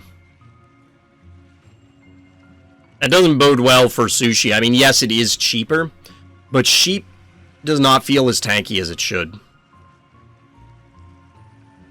Who knew that an expired fish could beat a dog with dogs attached to it? Yeah. That wasn't exactly on my bingo card. But I agree with you, DT. Nobody plays Cerberus. I played it just as a meme, and we watched a game last night with Walk the Dog, but Cerberus is few and far between. Yeah, it does have the highest poison. It does beat Sheep pound for pound on poison and damage. Oh, man, I don't know why, Chad. I'd suddenly hit the brick wall. I'm exhausted. When you think about it, Cerberus versus Snowball versus K9000 is a dogfight. I mean, yes, they're all puppies.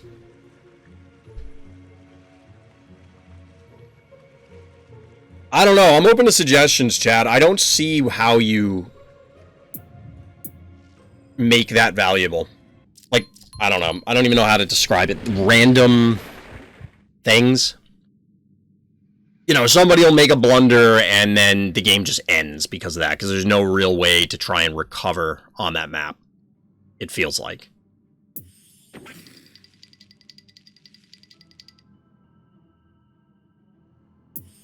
So we do get the sucky opener. 1,300 health, huh? That's, in fact, a lot of health. It is, in fact, a lot.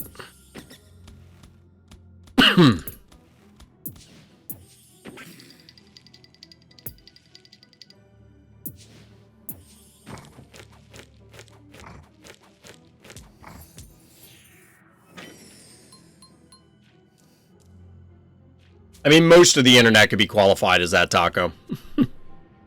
Sucky heals for 150? Yes. That is, in fact, half of 300.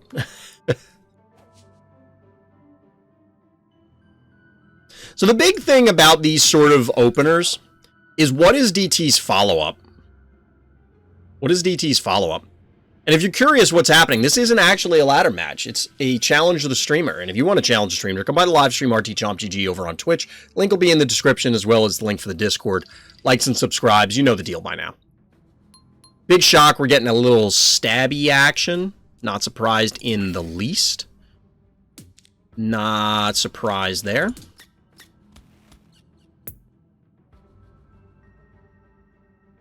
Get a little stabbyage going. Possibly should have gone stabby on 1, truthfully. 3, 6. It's exact to get that. So you could move up and leap.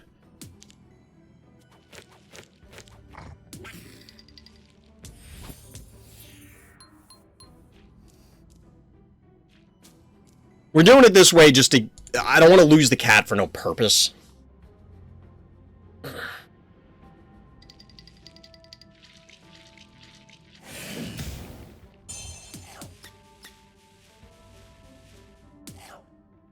Yeah, this is the bad news.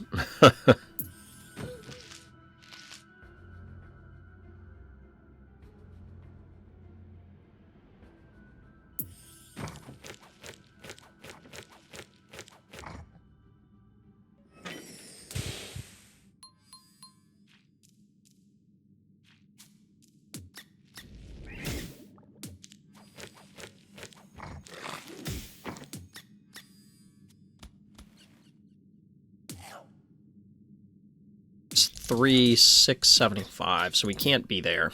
We gotta be like here.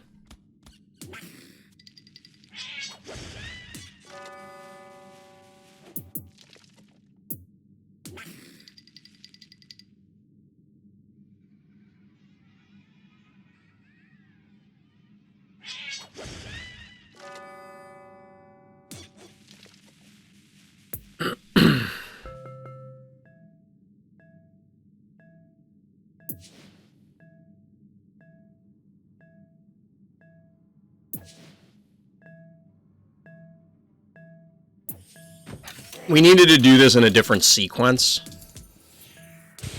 I want to try and get a 4-drop online. We need to really punch through a ton of HP. I'm not sure entirely. Like, I was thinking sheep to try and catch a lot of this stuff, but I don't know that that's actually what I want to do.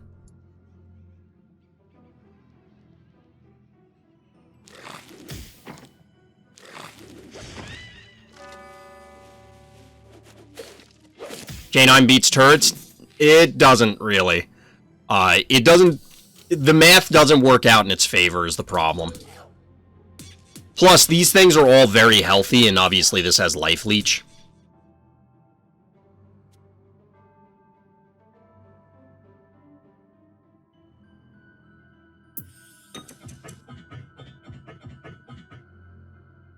That is a Kerbloom, the 2 cost, so that has pushback.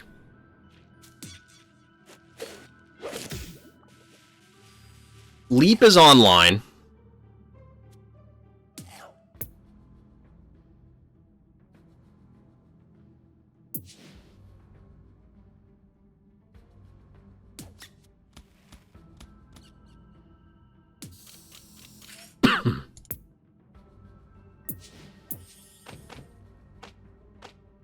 I don't know that sheep is really what we want. Problem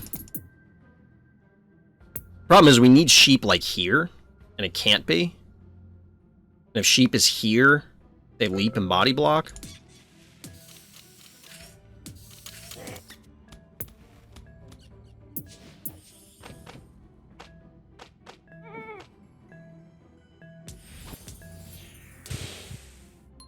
So this went 1-2, 1-2. This can lay a trap this turn because it could not have laid a trap prior.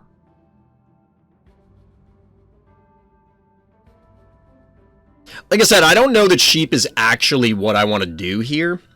I'm just trying it out to see if this is an appropriate answer to this many slow things.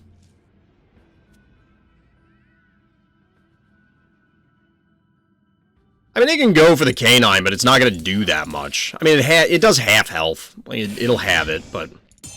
The big thing is that it body blocks this. That's the part that I care about.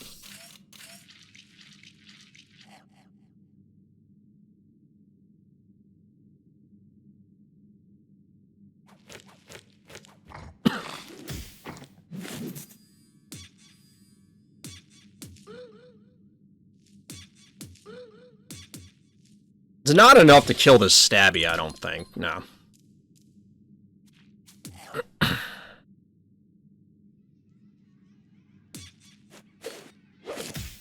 So this is so DT can get a 7-drop out. That's a sacrificial contortio.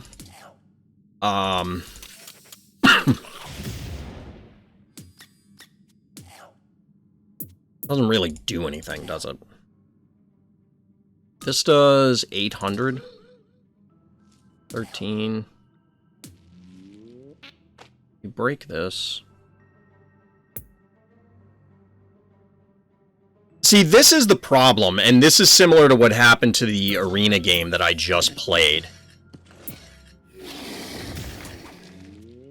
So what's happening here is I am now stuck screwing around with phobies that are arguably irrelevant, while my opponent has been banking.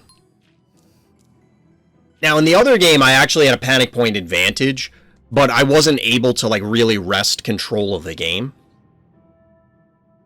DT doesn't put a mech you can rustle? No, I can't. There's no way I'll get a rustle online this game. Even if I did, I don't know that it matters. It'll just take way too long. Like, the rustle poison at this level is, like, 200? 200. It won't even kill this. It will kill this because it's damage. It will absolutely do nothing to the Sucky because the Sucky's going to leech off so much life. Like each attack from the Sucky basically negates the poison. Now, you could look at it from the other way and say, okay, I'm negating the heal. But using Rustle to counter Sucky is not good.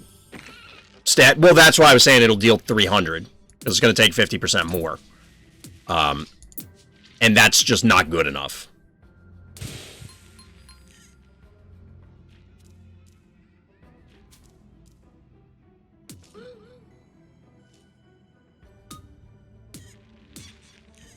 6, 7... That's dead. 50, 14...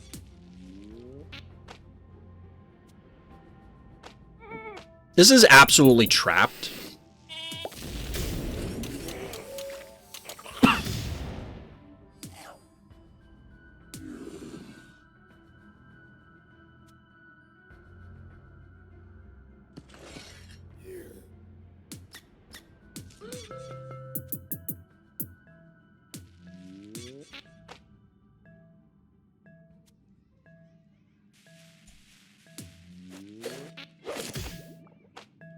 We're gonna go for it because I'm running out of ideas and patience.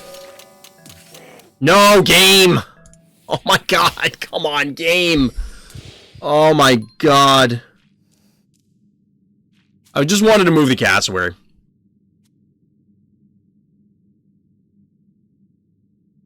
Kronos board, GG! Wasn't expecting to get matched with you in Billy's? Oh, wait, was that the last arena game I played? If it was, then GG.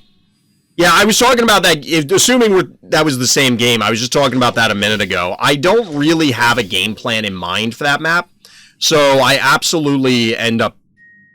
Like, oh, it's this. I thought I heard, like, the noise from Oopsie Baby sounded like it was coming from over there.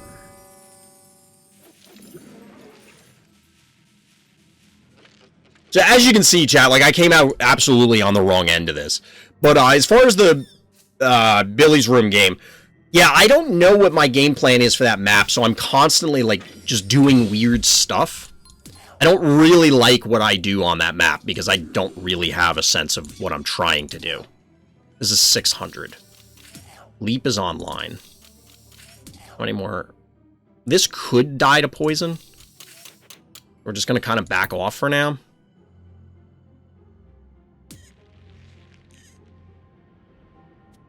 Can hit something here. This is mechanical.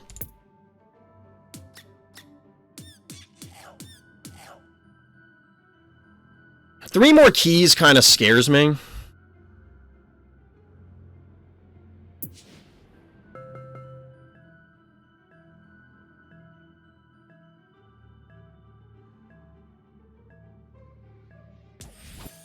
We're not in a huge rush yet. Soon we will be. Oopsie Baby lives in my walls. It's not from the game. Yeah, I heard the noise and I'm like, what the hell is that? It's like, is the fridge open? Or like, the microwave is making a weird noise or something? Because I was looking at chat and I could hear it.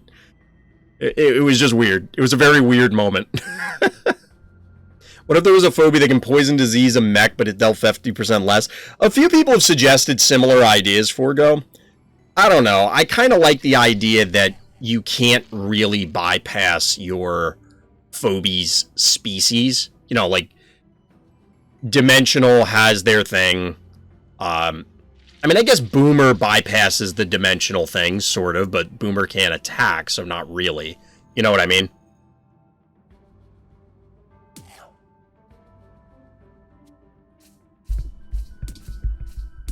3.0 versus Oopsie, only fire then. I was thinking about 3.0, truthfully. I don't know, this is minus how much? 350. Yeah, so it would be only fire. Which isn't bad, honestly.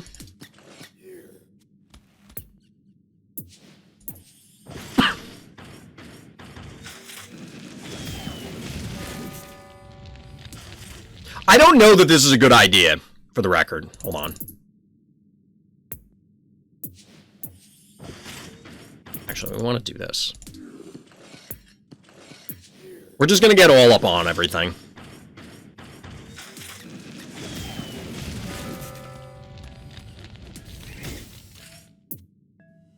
Game, please!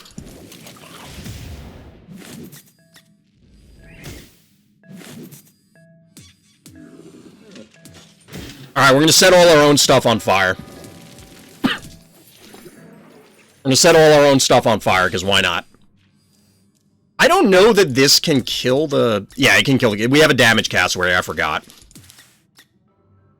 I forgot. Can DT clean all these up? Might be able to with 4 attacks. We'll probably keep the K9, but that's about it.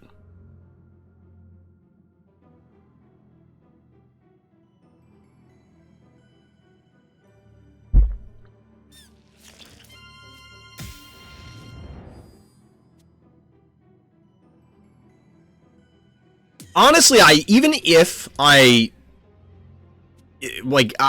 DT comes out ahead here because the mobility is on their side. They've had the panic point advantage for a while, so I have to push in. I have no way to heal. There's that sound. This sounds like my dryer. Oopsie Baby straight up sounds like my dryer. Oh no, did DT run out of time? I think Oopsie Baby only attacked once.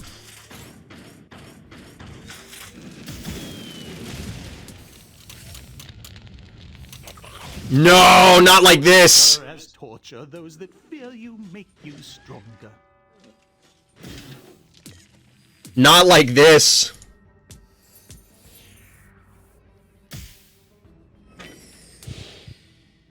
Oh no. No!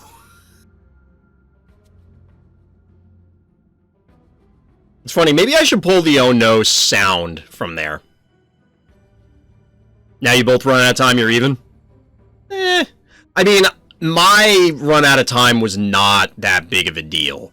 It was like, oh no, Cassowary's 1 space out of position. I mean, that can absolutely matter, but like, at that point in the game, it didn't matter. This was a bigger deal, because me having an extra attack, like, this Gravedigger should be dead. Your game froze. Every time we play DT, there's something about our connection that always freezes your game.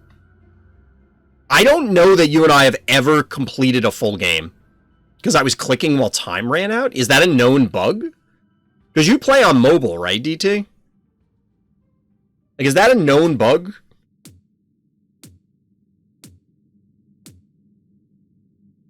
GG, DT. I mean, we can run it back if you want to show up more of the sucky stuff. Like, obviously the thing won't let you redeem another challenge, but that's fine. It's not like we have any games to review. So you're on, is that, I'm curious, if anybody's watching this on YouTube or anybody in chat, is that a known bug that there's problems with? There's problems with, oh, this had another move. I could have moved it up. Whatever. Never happened to you? Maybe it's a specific device thing? I don't know, because obviously when I am run out of time, I'm always clicking around a lot. But it sounds like it's come up before for DT, so.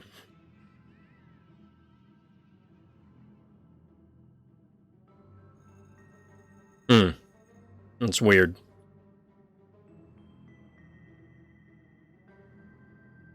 I don't know, I like the sucky into turret strategy. That's an enormous amount of HP. I've had problems, but it's only when my phone is charging? That's an odd one. Yeah, anytime I'm trying to click while time runs out, it freezes. That's brutal, DT. Have you reported that as a bug? Because that, I mean, it doesn't sound like it happens to anybody else, but maybe it's on a per device basis. You shouldn't use your phone while charging. I mean, yeah, but...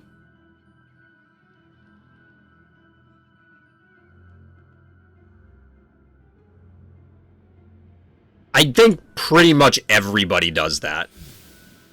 GG. Since we're kind of screwing around, we might... That is not where I wanted to go. We might as well look at this game, since people want to see sucky gaming. So, Biff's room doesn't seem unreasonable for this. What were the maps you said you normally do this on, DT? Might have to do with device or something like that. My phone is really old. I mean, that could be true. That could be true. I've had many devices stop working because of that. That extreme for 2-type? I usually don't, but I need a few more games for the season rewards. Fair. So, my response to this opener, we'll get the whole thing out there, is I wanted maximum damage potential to try and beat this thing up. You think Oopsie was the wrong choice? I was expecting something else. I didn't think Oopsie was what was coming out. It didn't seem unreasonable at the time, but in retrospect, I think you were better off with a variety of other things. So let's skip ahead a few turns. We end up with this. So, Sucky into Stabby is very interesting. I was a little caught off guard by these. I was half expecting Bowmangles. But either way, this map is tough for double turret because of this. Like, if you have to walk the turret the long way, it's clearly a pain in the neck. But even here, these are two single move Phobies that are a little awkward. What I possibly should have done on turn 1 was go 1-drop Stabby to get Stabby in faster. Or bank a key to go Sheep. Because I should have expected, and I realized that, and I think I said that. It's funny, it brings up the little thing here, like the vault is going to be open, but it does not show you your Phobies. I was expecting to have to go Sheep, or I wanted to try it after I saw the turrets. I should have assumed the turrets, because I know DT likes to do that, and it would also logically, after seeing it, make sense as a follow-up to Sucky, because you just have this slow march where you're just inching your forces up, but they have so much HP that you can't commit into them because they're just not going to die in one volley. Usually I would use Innocuous, but I had 7 from an extra turn of banking. Yeah, I couldn't, and that's the other thing. So, like, I pushed up here, which I think was probably, like, this didn't accomplish anything. I guess the question is, do you normally go Kerbloom? Because that felt really weird, but also in this scenario, it seemed fine. Yeah, the choke point absolutely gotcha. The Innocuous would be safer, or I guess in this case, even Baby, just because they both have 3 range. But this is what pushed me into the Sheep. The problem is I really needed Sheep where Stabby is, because then it connects with more things. Here, there's no way to get it to connect with 3 things, because DT would have to allow that to happen. It's just not going to. I'm starting to use Boom and Kerbloom more. I'm still not sold on Boom. Kerbloom I can respect. And maybe Kaboom. Just because of the health. Like, Boom just too easily dies to a jar, I think. Before you even start talking about Innocuous or something like that. Imagine if DT had Blulian. Honestly... Okay, so let's think about this. This turn, DT has 3 keys. How much does Blulian cost? 5? Or 6? It's 5 or 6, right? Greylane is the higher cost one. In part because I have max Phobies and battle problems too often.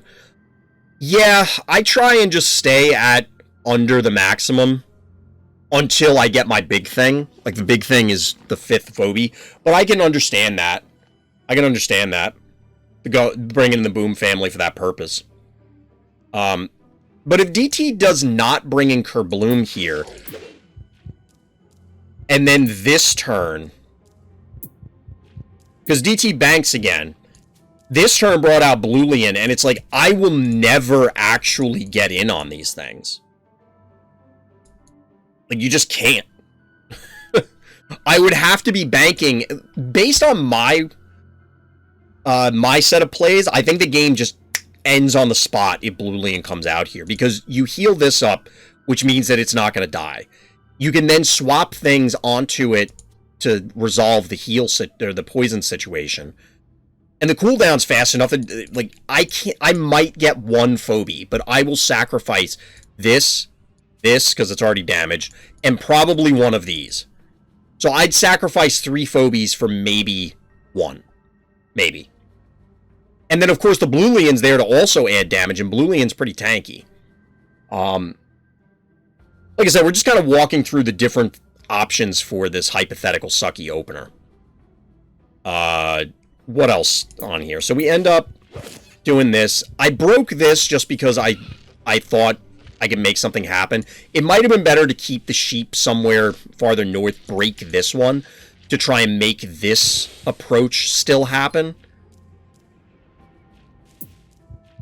I went for this because at this point it was like, I assumed I was dead, truthfully. Like, I thought the game was straight up over. But the only reason it wasn't, and my streak wasn't broken, is because DT DC'd. Now, the baby... I mean, DT even said that he felt it was a mistake. He would have gone for an Oculus normally, but they were able to bank. I think it would have been better to get the Inoculus online on this turn. Or just, bank on that turn. Like, the Kerbloom, I don't think did anything for you. The Contortio could have been used. Like, I have to interact with that at some point. So I think it's fine if the Contortio is just suicided in because I wasn't able to bank until this point. I mean, I could have banked, but I didn't. Honestly, even through the rest of this game... Like, yes, I get this set up, but this is where where DT disconnected. Couldn't get that. Okay. This should be dead, because at least Oopsie Baby had one more attack. So if this is dead, I kill the Murder Wing. This powers down Hevo. This, and then hits Hevo. This comes in, and then it's like this and Hevo versus these two. And I don't think I have enough damage to kill them at all. Because I'm not killing the Oopsie Baby this turn. I don't think I even kill it with all of this stuff. Yeah, I don't even kill it this turn. So I'm only getting the Murder Wing, and I have one less Phobie on the board. So realistically, DT won this game. With the sucky opener, which is the big thing. I think my response was incorrect on multiple fronts, but this is how you can take games on the ladder, is if you open with something like this, unexpected like Sucky, who the hell plays Sucky full stop, let alone as an opener, right? I mean, I guess if you're going to play Sucky, it's probably in the opener, but I've only seen Sucky show up on the board like 3 times total, maybe. In games that I played. I'm sure we've observed games. The point is that your opponent's going to be caught off guard, and that gives you a huge advantage, because they're going to be scrambling, whereas you zone into Biff's room, and you probably have an idea of what your game plan is for that map. You have somewhat of a clue. So it's, I'm going to do X, Y, and Z, and then your opponent throws a curveball at you, and it completely screws up your curve. So now you're kind of flying by the seat of your pants, and it's not going through the normal play patterns that you're accustomed to. And that's where people will, of course, tend to make more mistakes because it's unfamiliar territory. And I know I do that all the time. I'm a creature of habit. I need to do the same things game in and game out and refine them. If I'm put on the spot, yeah, I can come up with stuff, and sometimes it works, sometimes it doesn't, but it just makes me way more uncomfortable. So I could absolutely see where the Sucky opener can work. Given Biff's room, like I said, I don't know that... It's tough to get the multi-turret setup unless one of them is 4 cost. Well, 4 cost. One of them's 3 ranged. 4 cost because of Inoculus is what I was thinking. And that's possibly better than what DT had done, but honestly, with the way things were going, DT was going to win the game anyway.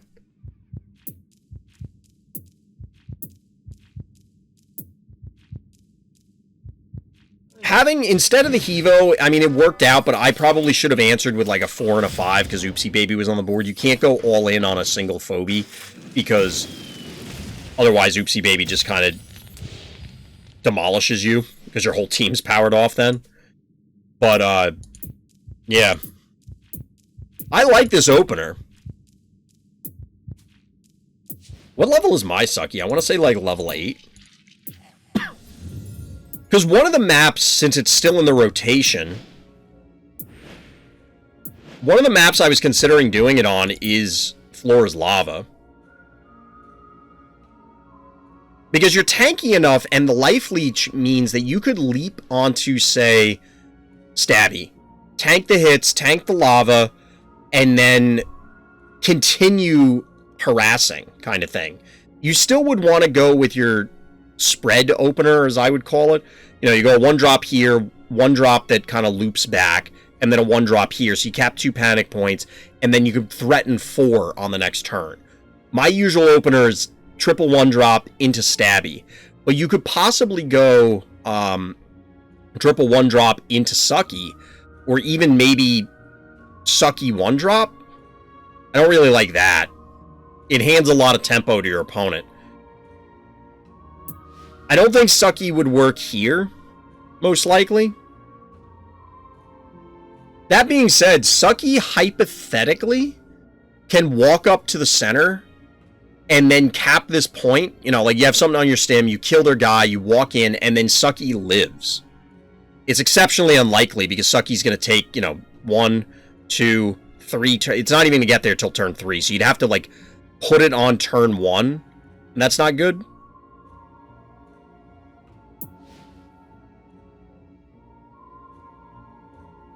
One, 2...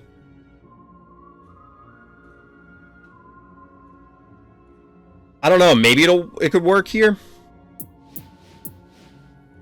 I don't know. Forgo, alright. What's your in-game name again, Forgo? Are you Renamon? Red Rum, Ergo, Billy's Room, sometimes... T-Fill? The Sucky open? What is T-Fill? Renamon? Okay. And you want to do Xylo. Do you want to do level 1s or no?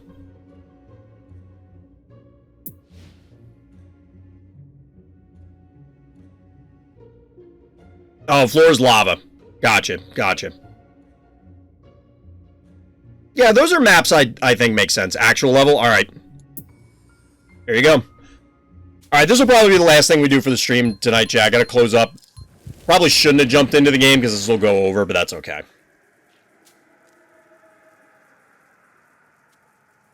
Yeah, he said Ergo, Honda. I think that kind of makes sense. I could see that happening. I'm going first. What am I doing here?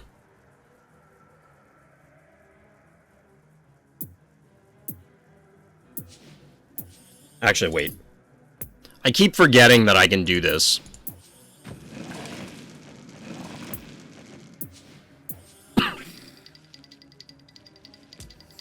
I keep forgetting that this is a thing. Gravedigger plus 1 key into Sucky, into Stabby, into Innocuous on Ergo. Which block are you breaking, DT? Are you breaking one of the 2 in the center, or are you breaking the one at the... Well, the north or south, so that you can get out of your spawn easier? See, these are the things that I would like to discuss more on stream, truthfully. And I try to foster these sort of discussions in Discord chat, because I think there's still a lot to learn on that front. You break the 2 blocks? Okay. I mean, that makes sense.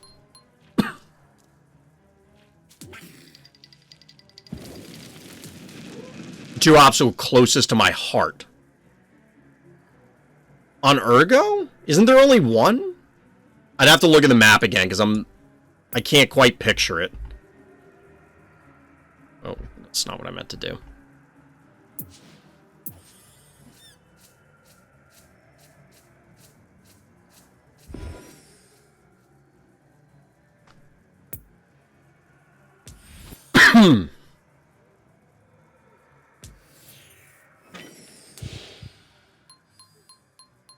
This is not a good response. Because the Bachelor is going to go in the middle, and it's going to get real awkward. It should go in the middle anyway. Oh, does this die? I didn't even consider this. I didn't think it could die. No.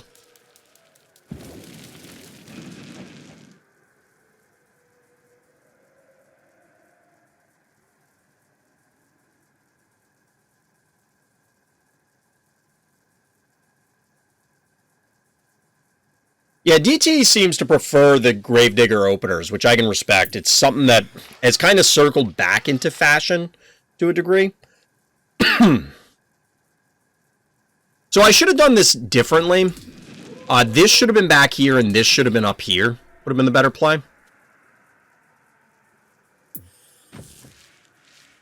I think I do the opposite, DT. I think I think of myself as player one most of the time.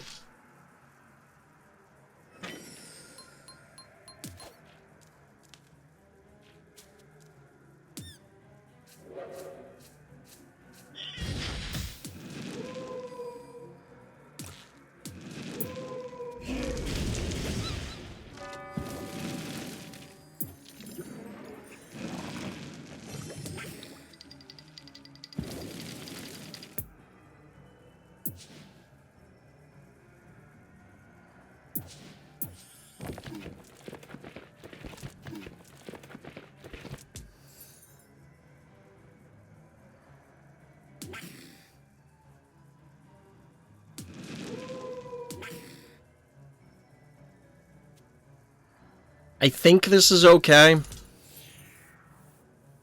Because I think the cat should live, I'm not sure. Yeah, in most scenarios, player one is at an advantage. I think.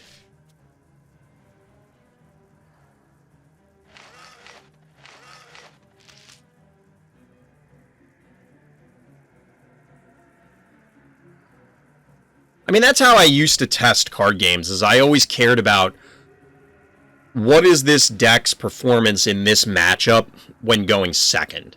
Because going first, having the first player, first act advantage is humongous in turn-based games. So if you're already at an advantage, it's like, okay, well, I need to, for me personally, I need to know what is the worst case scenario setup. Like, what am I looking at when I'm absolutely going to get my ass kicked? Like, everything's going against me.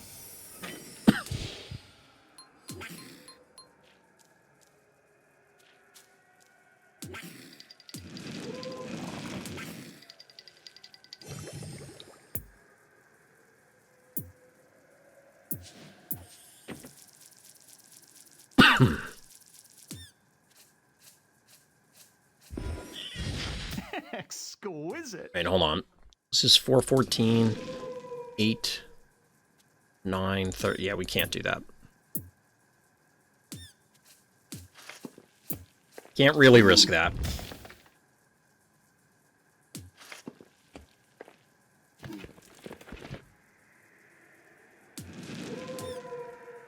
Because then this can move up and this can swing down and fireball. And we don't want that.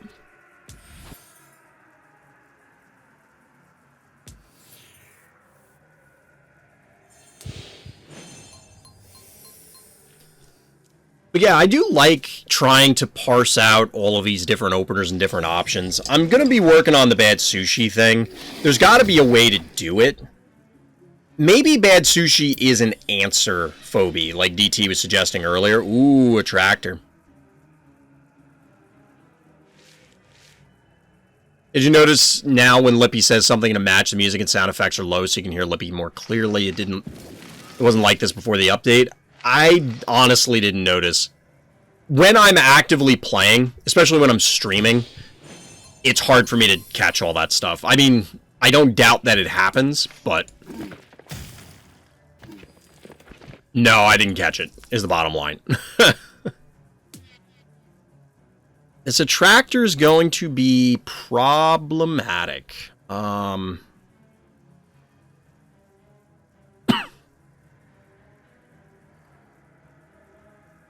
I'm not real sure how we're going to deal with it. Not just yet.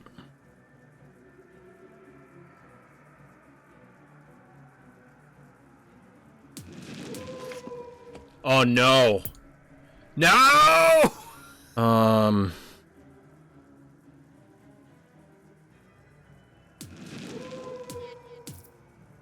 That's 6 of 5. Well, that could work.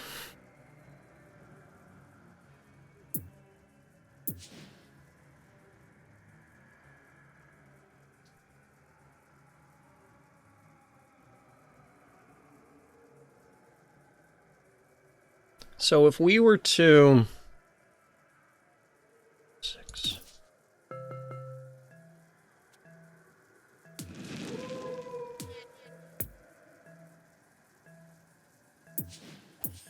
We're trying something, chat. We're trying something.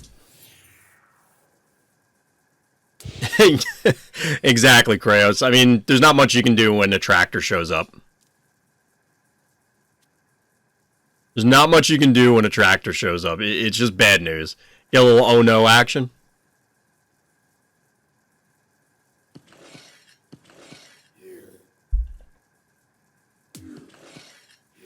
I'm a little worried what this gravedigger's doing. I'm a little worried here.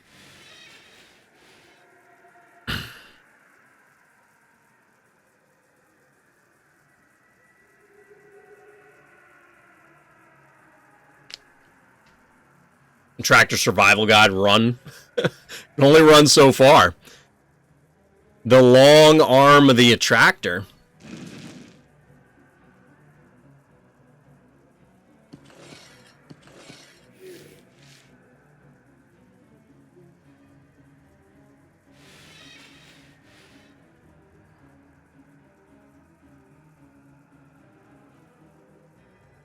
So this Scritch is super sus.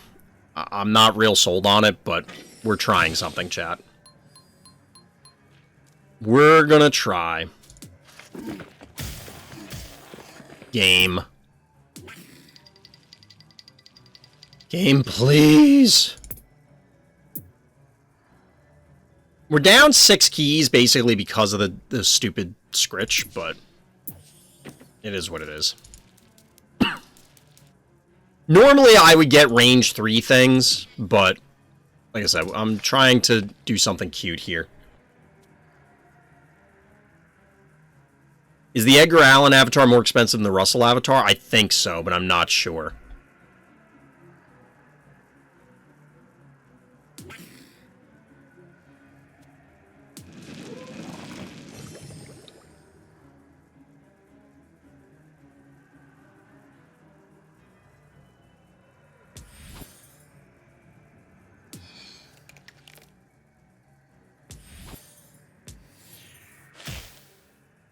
No, Scritch didn't see that. I'm happy and excited. I love Scritch. I just want to get him so bad. I used to see a lot of Scritch as I was ranking up a few months ago, like before full disclosure.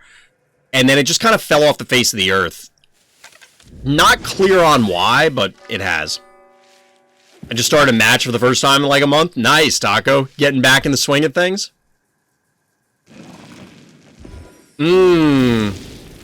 That's not good. It's not enough to get it, but it's still not good. I'm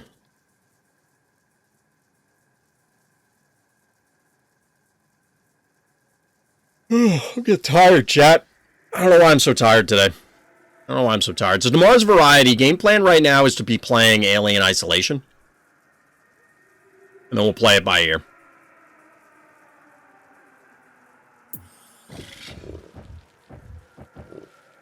That is a high 5. High 5. Oh, baby. We got a high 5.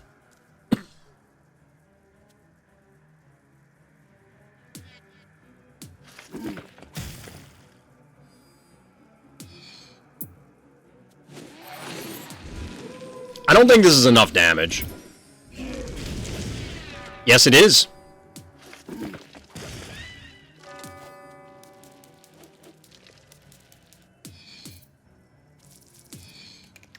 Pleasantly surprised. Oh,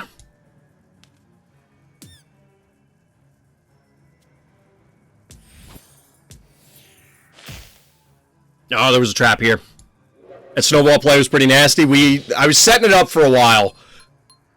The Scritch play was originally going to be if the attractor came in range of the spider, then I could hit it with everything. Forgot Snowball could do that? Yep. I'm taking your stim. It's mine now. For now. For the moment. For the moment. Scritch can do some funny stuff. Scritch is broken. Is it though? Is it though?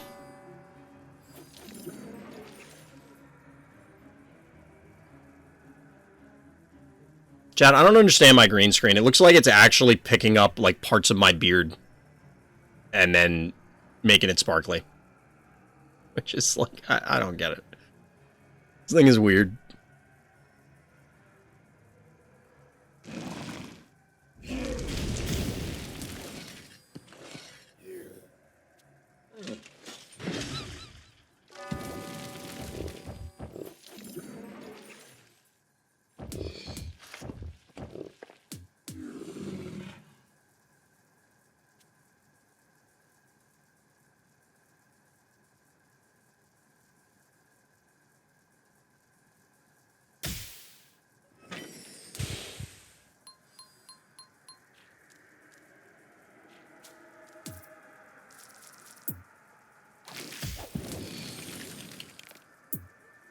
Technically, this is more damage. Not technically, it is.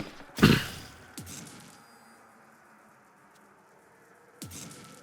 don't know that this necessarily does anything. Wait, this was here. No, it was here. So it couldn't have laid a trap.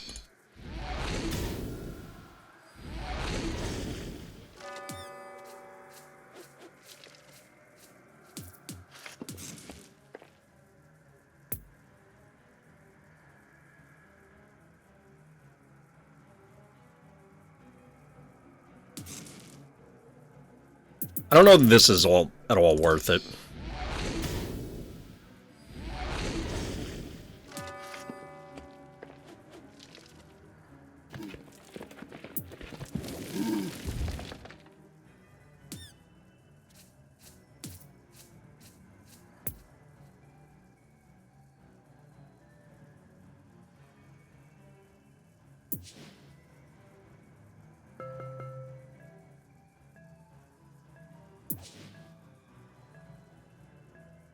I know I'm being very quiet, chat. I'm just debating.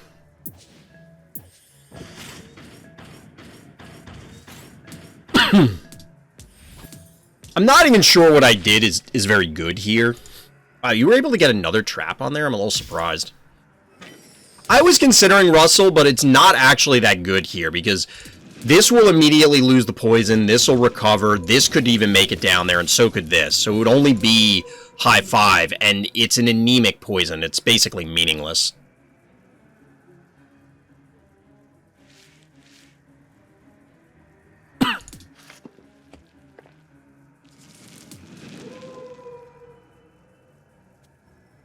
Russell on the high 5 wouldn't really matter. Yeah, I mean, it matters, the extra damage, but it's not that much.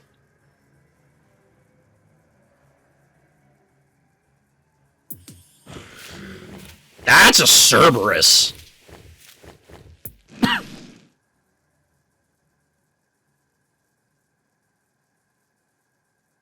Oh yeah, he's absolutely going for the stim. Absolutely going for the stim.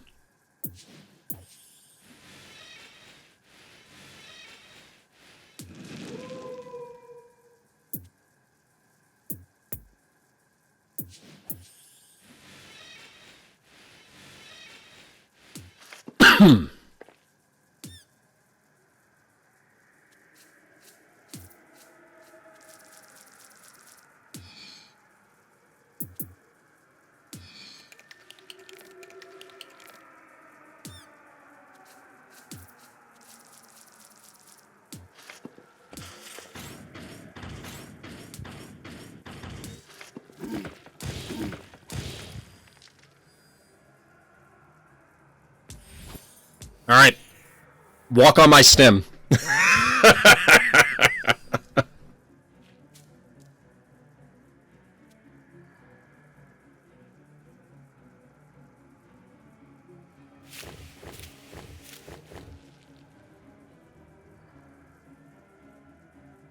Honestly, the Evo 2.0 might have been better. Evo 2.0 would have been better because of the boop. This is just a big dummy who punches good, which is fine, but not necessarily what we need. So this probably laid a trap again. This had to have put a trap down, but I have no idea where. Like, literally no clue. Yeah, the repeller... you can't come after me now, because I will... like, you have to come down here and swing up, which is another turn. Maybe not with high 5, but absolutely with Cerberus. Otherwise, bad things will happen. So there's likely not a trap here because this was up here. So it could not have reached.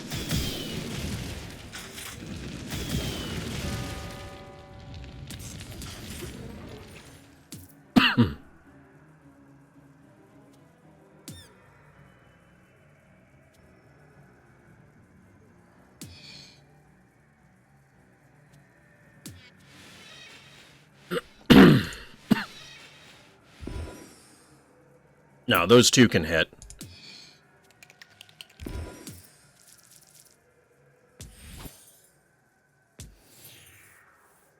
Who let the dogs out? Like, a bunch of damage can go down on Hevo, but obviously lots of things are going to be exposed if that happens.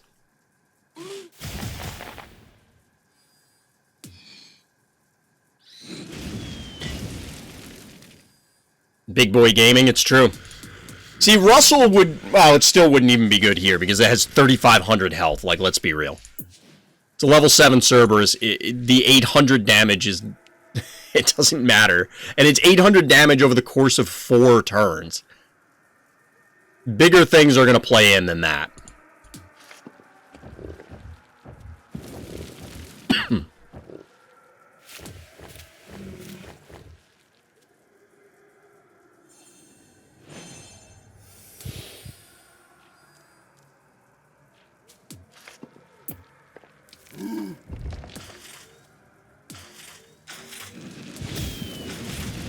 Glorious is glorious.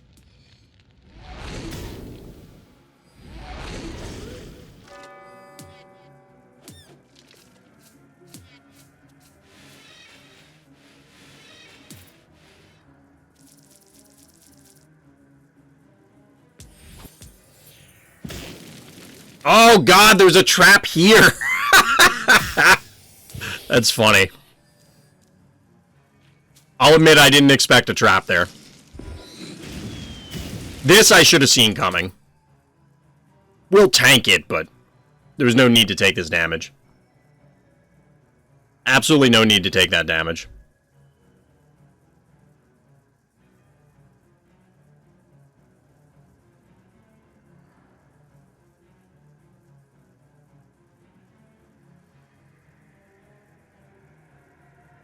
So honestly, chat, the Scritch play was huge.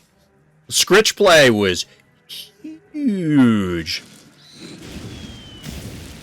Different kind of walk the dog there. Getting blocked, access denied, yep.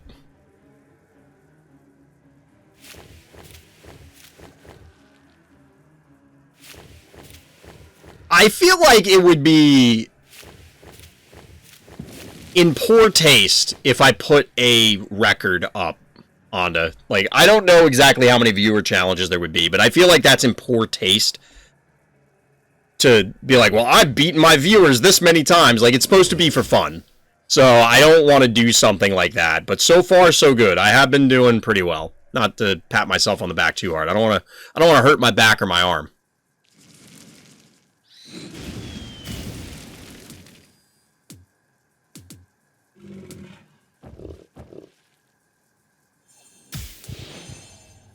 Yeah, unfortunately, I kind of trapped Forgo here with what options they had. Yeah, I couldn't even go after the spider because I would have been able to yoink it to death.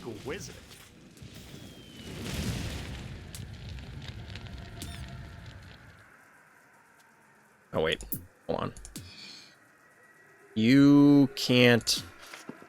Is there any way for me to guarantee a kill this turn? Like, is this actually... Oh, wait, we can do this, yeah.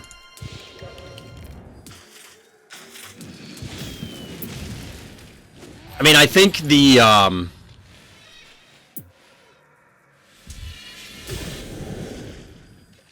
Got him. GG. GG. Oh, how I love I wanted to lock an AWOL off from the world and this floor is lava so bad with the Gravedigger. We did see Onda imprison something a while back, I think, on Floor's Lava. GG there, Forgo. Alright, chat. I'm gonna call it an evening. I'll get you on the next one, DT. I gotta go to bed. I'm tired. I'm tired.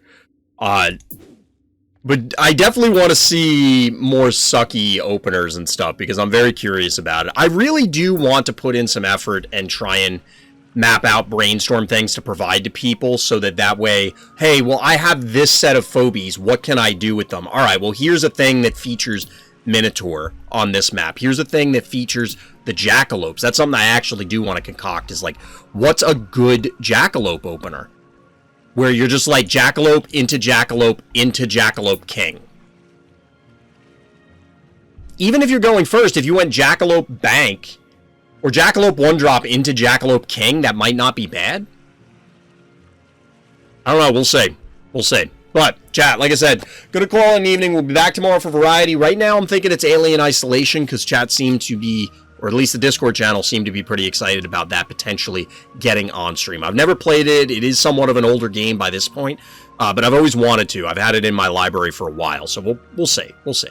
But, like I said, for now, that's going to do it. So as always, everybody, thank you for listening. Thank you for watching.